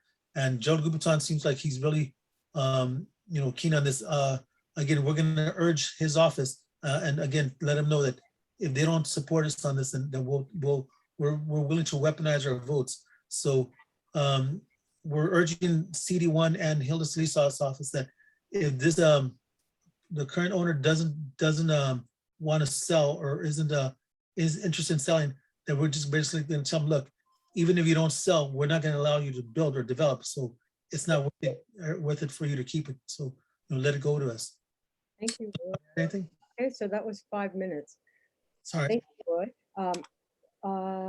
Dylan?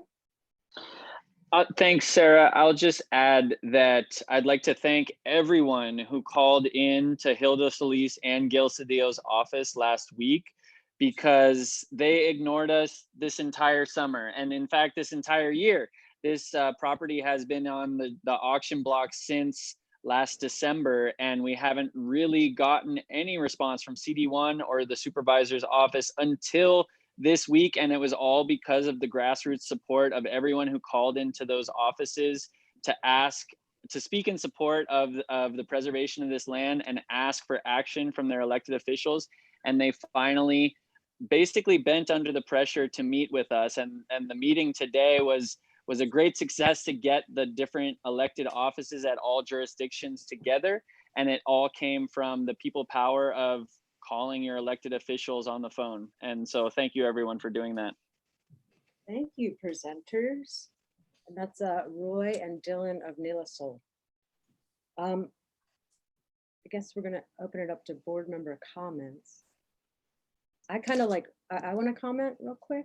Yeah. There's a lot of kind of like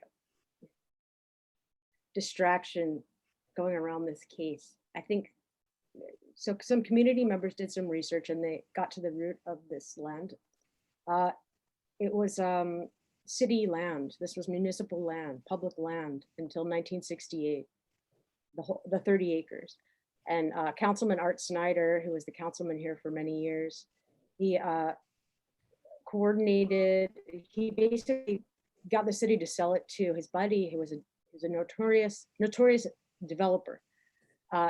So the city sold the 30 acres for $75,000 in 1968 at 5.5 cents per square foot, just so cheap. And then later, the two of them got caught trying to lubricate the zoning commission. They were trying to upzone the land for 650 homes.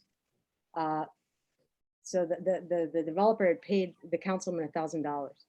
And so it was big news, right? But at that time, the land there, it wasn't really seen as valuable. The city was going to use it as a municipal dump, I think in the 40s or 50s, and the community fought it. But yeah, so they sold it to him for super cheap. And then, yeah, when they got busted, the city council was so fed up, they just said, you know what? We're not going to upzone the land for you, and now you have to keep it. So basically that land's been kind of handed around a couple times. I think it was sold like 5 times, but now it's up to $20 million. That land was our land. That belonged to the people, right? I think eminent domain's not like too far outside of the question, especially just like the radio tower at Flat Top, they're gonna eminent domain that within the next couple of years because the LAPD radio towers are there. The fact that this was public municipal land that was kind of given away, I think that, yeah. It's not like we should be asking like, oh, we don't have enough park space and, for the health of our neighborhood. It's like, dude, this was public land and we want it back. All right. Any board member comments? I just have a question for clarity on it, and then I saw Benny San come up. So this land that they're trying to get, they're asking for it to be kept within the city. It wouldn't go to another nonprofit, because I know it makes mention in the letter that there's an interest groups and associated nonprofits. Or is this project pushing it into the hands of the city to be public land again? Joint Powers Authority, I think it's called. Who would be the joint powers of authority? Well, so Nela Soul is a nonprofit founded. It would be a joint powers authority, and it would take, it has a CEO and then another person. Right. So we today there was mention that by Steve Veras from the state office saying that he'd like SMMC to get involved in probably holding the property. We've had a bad history with Santa Monica Conservancy in Northeast Los Angeles. They've acted in bad faith many times. He's convinced us today that the board has changed and that there's plenty of people that are more Northeast and East Los Angeles friendly that'll be caretakers and make sure that funds are spent correctly. Because again, we brought up to them that Santa Monica Conservancy got gifted that land over in El Sereno at Elephant Hill, and they've done nothing. It's become the largest homeless encampment here in the Northeast. So they're aware of this. My favorite thing would be if this once we acquire the land, if it goes into LA City Record Parks, because then it's protected in perpetuity. We can raise money afterwards to maintain it for decades to come, but it's got to be put into protective status either at the state, the county, or the city level. Yeah, Roy, I would have a comment on just the board makeup, because the board right now has no, there's always this history of like outside people coming in and taking care of our stuff and then sort of acquiring it.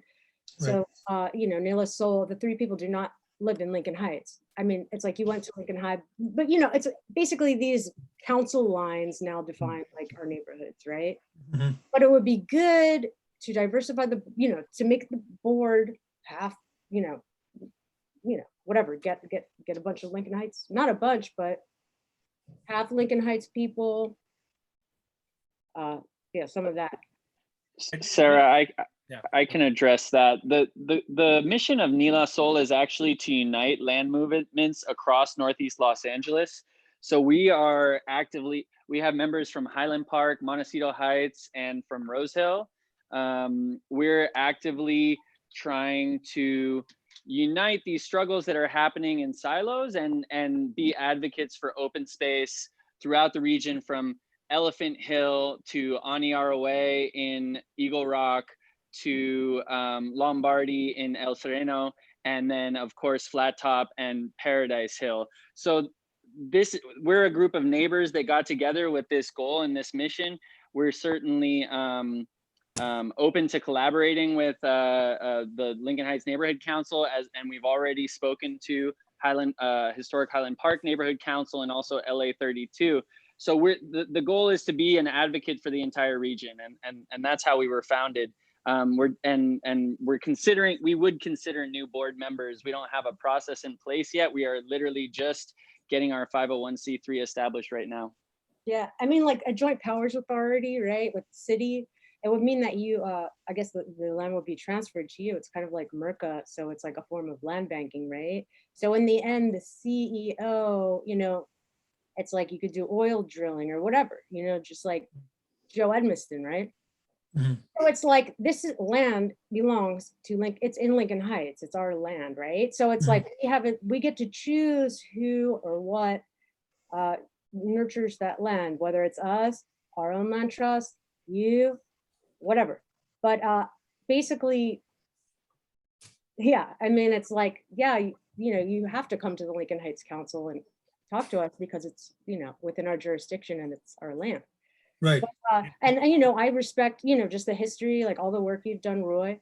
But it's really important to have Lincoln Heights people, not just involved, but on the board in power, with the power to make decisions. And I think it's just to make one thing clear, because I know Benny's up and I don't want to take anybody's time and Diego, but to me, like Sarah was mentioning right now, one of the main things with nonprofits is they are corporations. You're just tax exempt. One of the biggest problems that we have in our neighborhoods, and I'll say it, are poverty pimps. Okay, they're coming in and they're sucking all this money out, and it's all public money, and they're getting public resources and land, and they're just pillaging everything. And sometimes the only defense that we have is within the city, and that's why for me, the land should be put into the city. as much as I know the elected officials aren't really doing anything much about it, right? But it still keeps the public at hand, and it keeps it within our grasp to be able to subpoena any documents that we need to keep it public. So, you know, a nonprofit may be good, but at this point, given the environment that we have in our neighborhoods right now, I don't think they're the solutions to give our public lands to. And I know the city won't go into any contracts where they'll have an MOU where they can do the maintenance. In fact, they only work on leases where they give them up to 100 years, which is outrageous. It's almost giving the land away to them. And I think that's something to take into consideration, because if the public isn't part of the executive committee making the decisions, and the board, the actual board voting people, you can gather as many people as you want. Those groups are just small groups of people with no voting power within the corporation structure. And we got to keep that in mind when nonprofits come through. But just not to have too much back and forth, because we have board member Benny that was waiting. Benny? Yeah, I just want to thank Roy and Dylan for the work, and all those other folks that were involved in this endeavor. This is very important. I haven't spent too much time up there, but it's obvious that it is like prime real estate.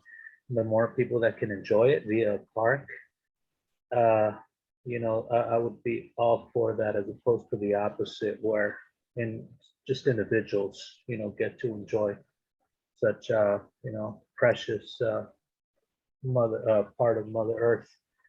Now, but I also share the same concerns as a fellow board member, Vincent, mentioned in regards to the nonprofits. I also agree that it should be put into the city, and in order to keep it public. But and lastly, I just wanted to say, yeah, it did make a huge difference. The phone calls work, and the emails writing works. We have to remember that, because that actually, I agree that may have, yeah, it sounds like that's what made a difference with this endeavor. Thank you. Thank you, Benny. Diego? Okay, so for clarification, Go ahead. make a point of clarification. Yeah, 1 minute. Okay. All right. Oh, yeah. So for clarification, again, as a nonprofit, our intent was never to hold on to land. Our intent is to transfer the property to the city, again, because that's the only way it stays protected in perpetuity.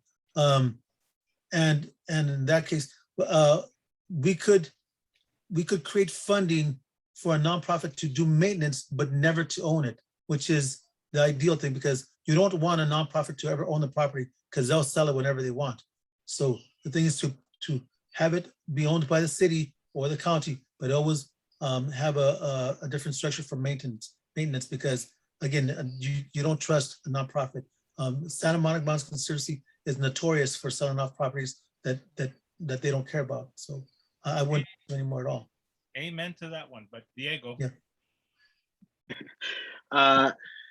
Yeah, so just to echo off of what Sarah said, I think representation on your board from Lincoln Heights would definitely help. But I also think, Ro, you mentioned your vision for the space, but I think the most important thing is to also ensure that you empower the community to have a say in what they want in that space, because it is in Lincoln Heights' boundaries. We have a lot of need, and there should be a process that whoever ends up owning this land, whether it be a nonprofit or the city, go through a process of, you know, sure, it's having people come out and just voice what they want, what they need. Right. So I would strongly encourage having some sort of community engagement process. Right. Just because, yeah, you know, that's the only way to truly make a space accessible and open and truly benefit the community. And the other thing is, I come from a maybe biased position because I work for a nonprofit who currently owns parts of Flat Top, Northeast Street. Actually, they don't own it. They don't own it. Yeah, we don't own. We have the title, but we do have to transfer it to the city. Yes. The only caveat that I have with Rec and Parks, for instance, owning it is just that they're very bureaucratic. They're not typically open to, doing that sort of community engagement process that would be necessitated to create, But they do.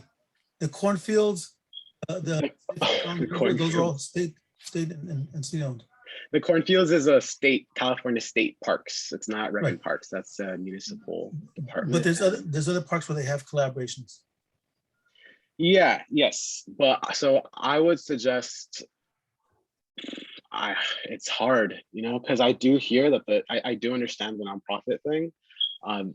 There's so many cases of nonprofits being poverty pimps, as Vince has mentioned, but maybe a land trust, having some sort of nonprofit that is accountable to the people, just because the city won't manifest everything that we need in that space.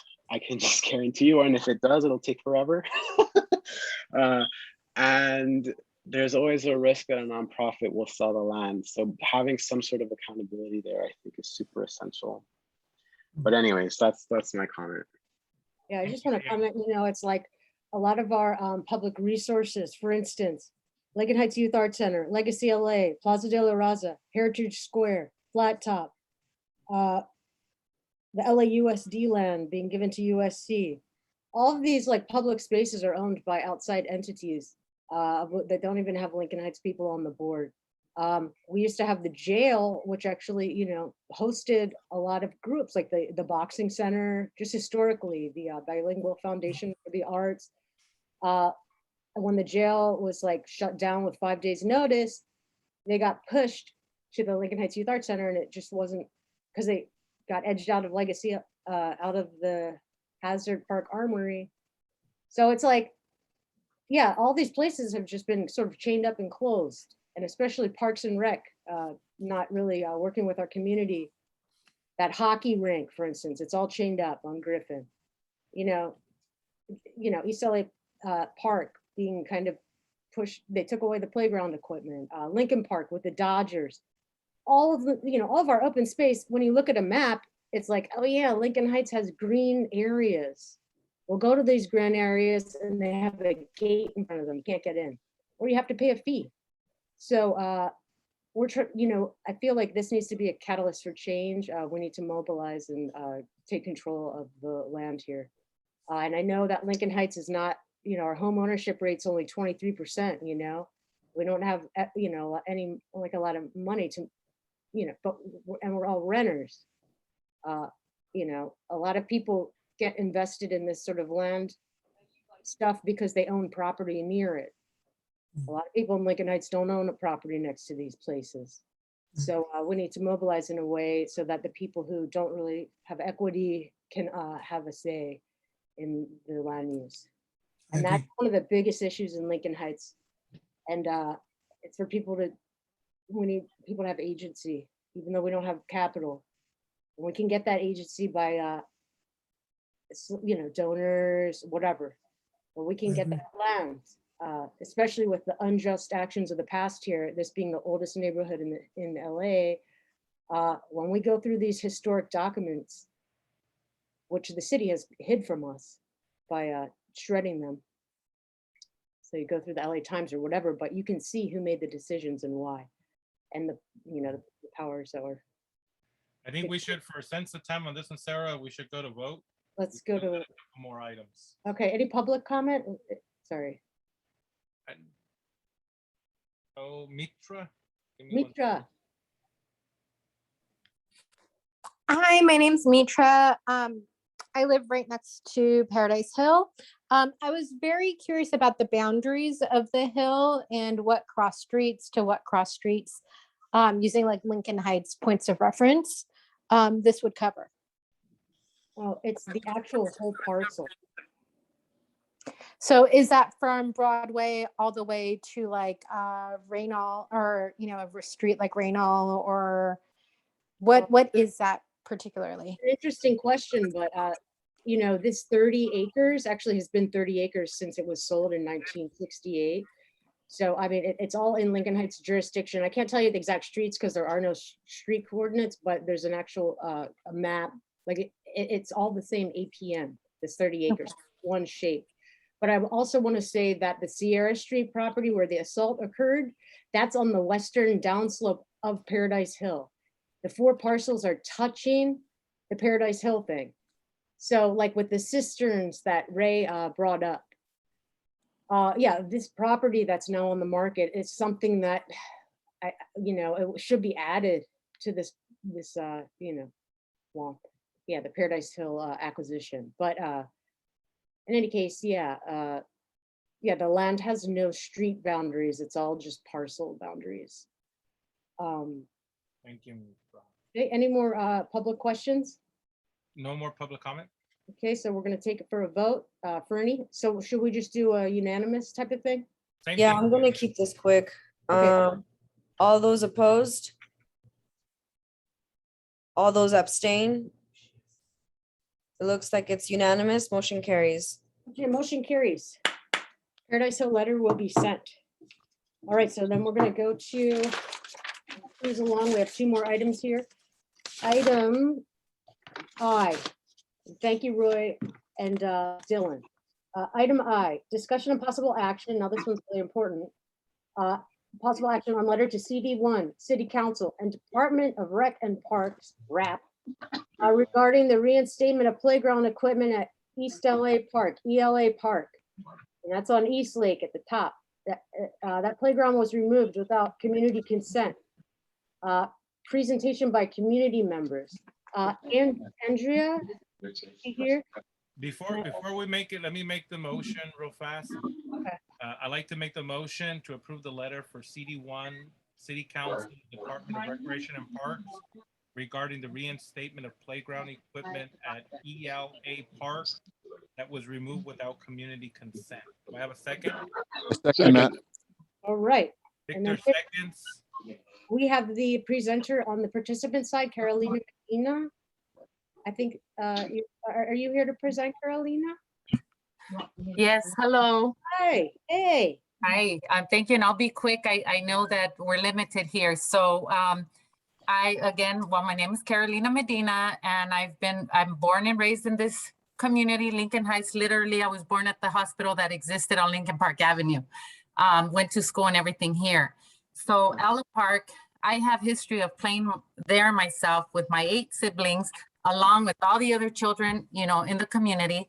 And through the years, even when we were older, we still got to go and play and everything. I was part of the whole Unity House that was placed for the children.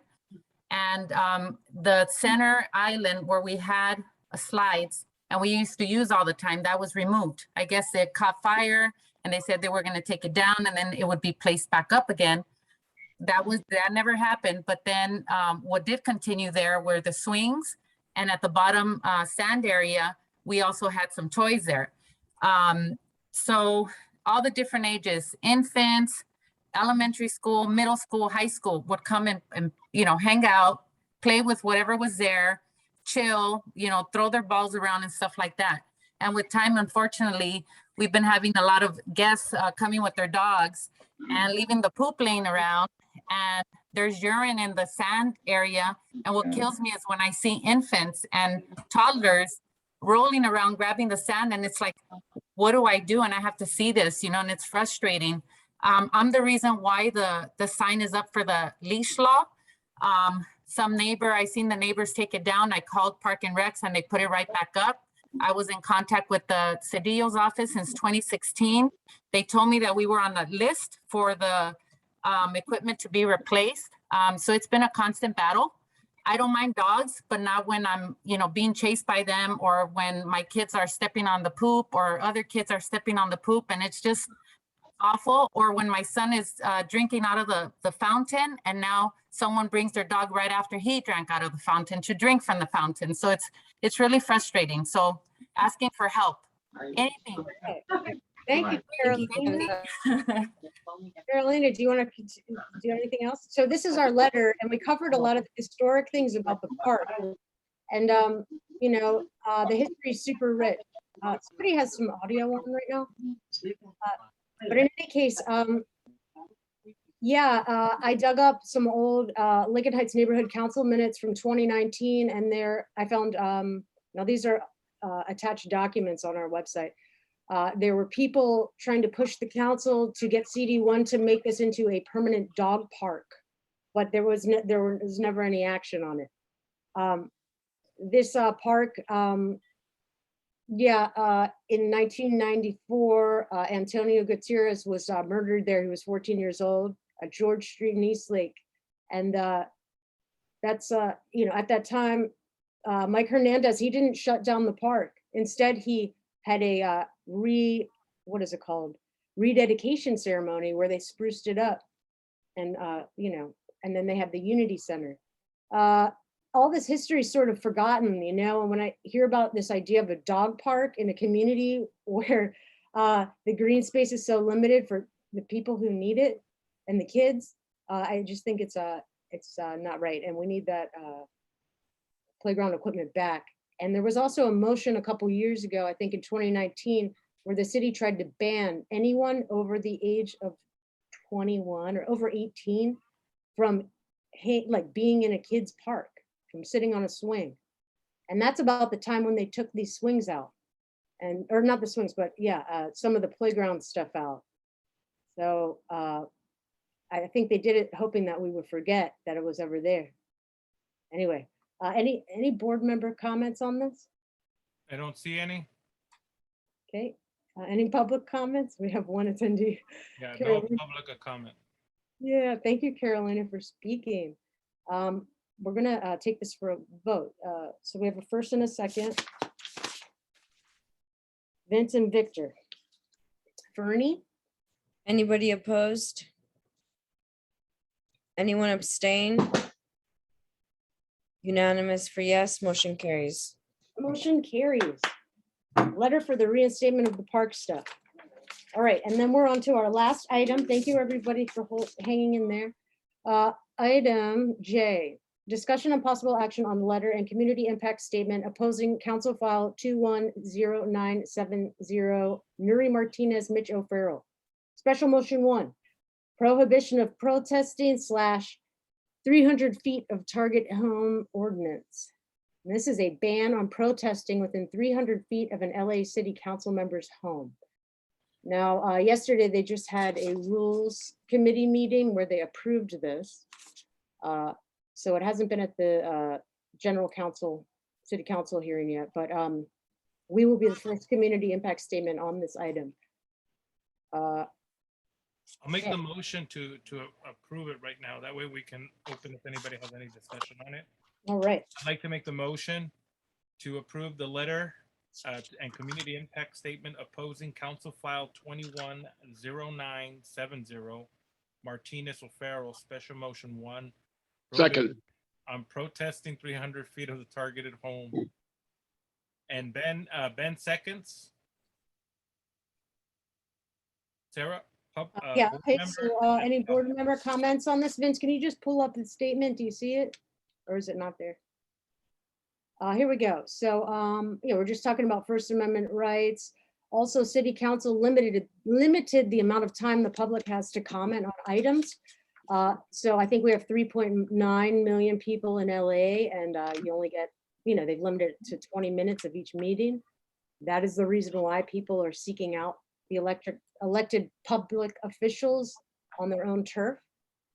The city's also mad because these addresses aren't public because they're not allowed, they don't have to put it on the Form 700 if they live there as an asset. Yeah. We got Melanie. Mel? I mean, it's so ridiculous. So they want to tell us we can't do something legal near their homes, like within 300 feet of their home. Like it. Yeah. And they're modeling. It's so dumb. They're modeling it off of a successful law that was passed in the city of San Jose. Oh, come on. Yeah. The same San Jose. And, it's funny also in the motion, which I have attached, I think it's attached actually on this thing. If you scroll down, yeah. It's Nuri Martinez talking, basically the people she's talking about being at her home protesting are anti-vaxxers, when that was just kind of like one time, but for the most part, it's always people protesting for city council violating basic human rights and, you know, the Constitution. Right. So they don't want to face that, you know. But if they, you know, it erodes democracy when you limit the free speech of, yeah, even the constituents. There's no, we have, I think there's one, and I think we go to public comment and see if anybody has a comment. All right. I don't see any more board members, but. Any more board members? And I don't know what the penalty is for this, probably jail. It's being treated as a misdemeanor. It's, you know, these are elected public officials. We pay their $300,000 salaries. If they're not doing the job, who's going to regulate them if it's not the people? Mike from One the. second, we got Anna Lee. No, Anna Lee. Oh yeah, I know this is crazy. I feel the same as Melanie. It's like, I mean, it's something that's legal, and if it's such an inconvenience to you, then I mean, it really just kind of, God, this is just crazy. Yeah, it makes it so much easier for them to be comfortable doing, you know, things that are not in the best interest for the community. It's crazy, anyways. Yeah. Yeah, if you're a councilman that needs a bodyguard when walking in your district, you're obviously doing something wrong. When the role, right, like role of a councilman is to be immersed with your constituency and be the voice of the people. This is kind of a new thing because councilmen of the past they would walk down the street by themselves. And this is before the internet. And they'd have to face like constituents with flaming torches fighting a strip club on Lacey Street, you know? Things have changed. Yeah. We can go to public comment, but I don't know if there's a comment. Oh, Mike, did you have a public comment, please? No public comment. All right, no public comment. Okay. Oh, hold on. I think you raised this. Oh, Mike's here again. Mike? Hi, guys. Hey, Mike. How was everybody? Good, how are you? Good, good. Just a couple of things I did want to bring up. We've made contact with one of the promoters for the Nod Street event location that's right across the street from Downey Park, right across the river from Downey Park. We've had some good response from them. But the problem that we're going to have is this one promoter only does a certain number of events a year. That property is being rented out for a bunch of other events that, you know, the other promoters may not be as open as this first promoter. Way back, probably about 2 years ago, we actually submitted a request to the city council and to the police department to help us with this problem. And of course, the pandemic put everything to the side. I wanted to see if maybe at the next board meeting, we could have a reintroduction of that original letter and to get LAPD to come in and talk to us about what they're going to do with the rest of the promoters. Yeah, Mike, I know this is off topic, but yeah, I want to just make a quick comment. So that site, the Nod Street site, that's the site of a street vacation that was implemented by the city, and they tried to do it for many years. There's a gas line under there. So that street vacation is part of the Cornfield Arroyo specific plan, and that site is supposed to sort of be this gateway to the river. So in the future, they have these grand ideas for that space. The actual motion or the Nod Street vacation that exists now, that was a motion from Cedillo in 2018, I think, to beautify the area and anti-gang stuff. But it's a conditional permit for them.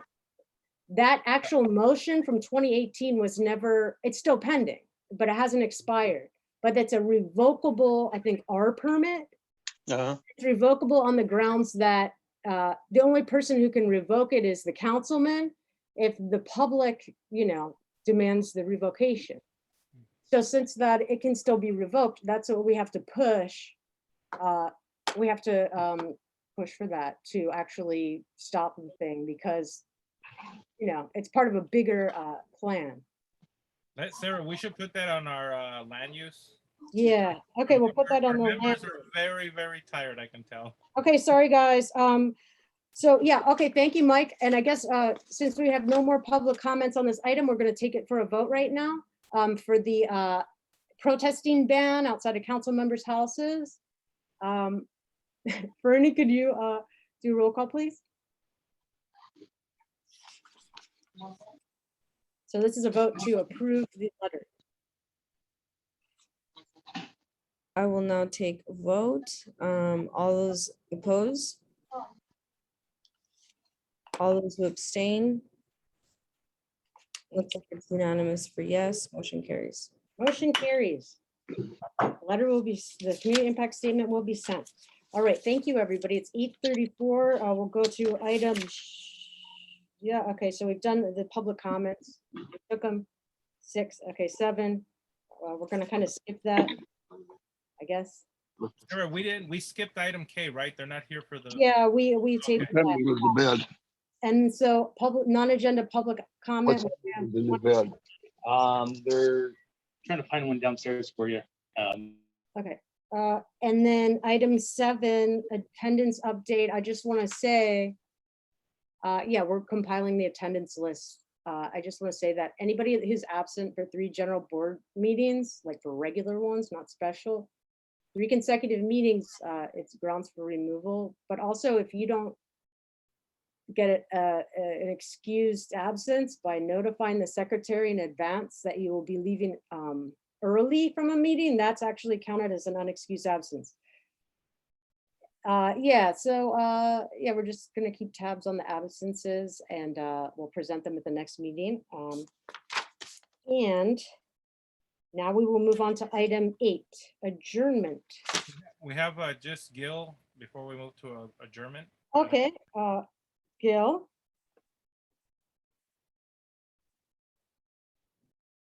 Gil, Has anybody heard from our advocate? Has he been coming to our meetings? Good question.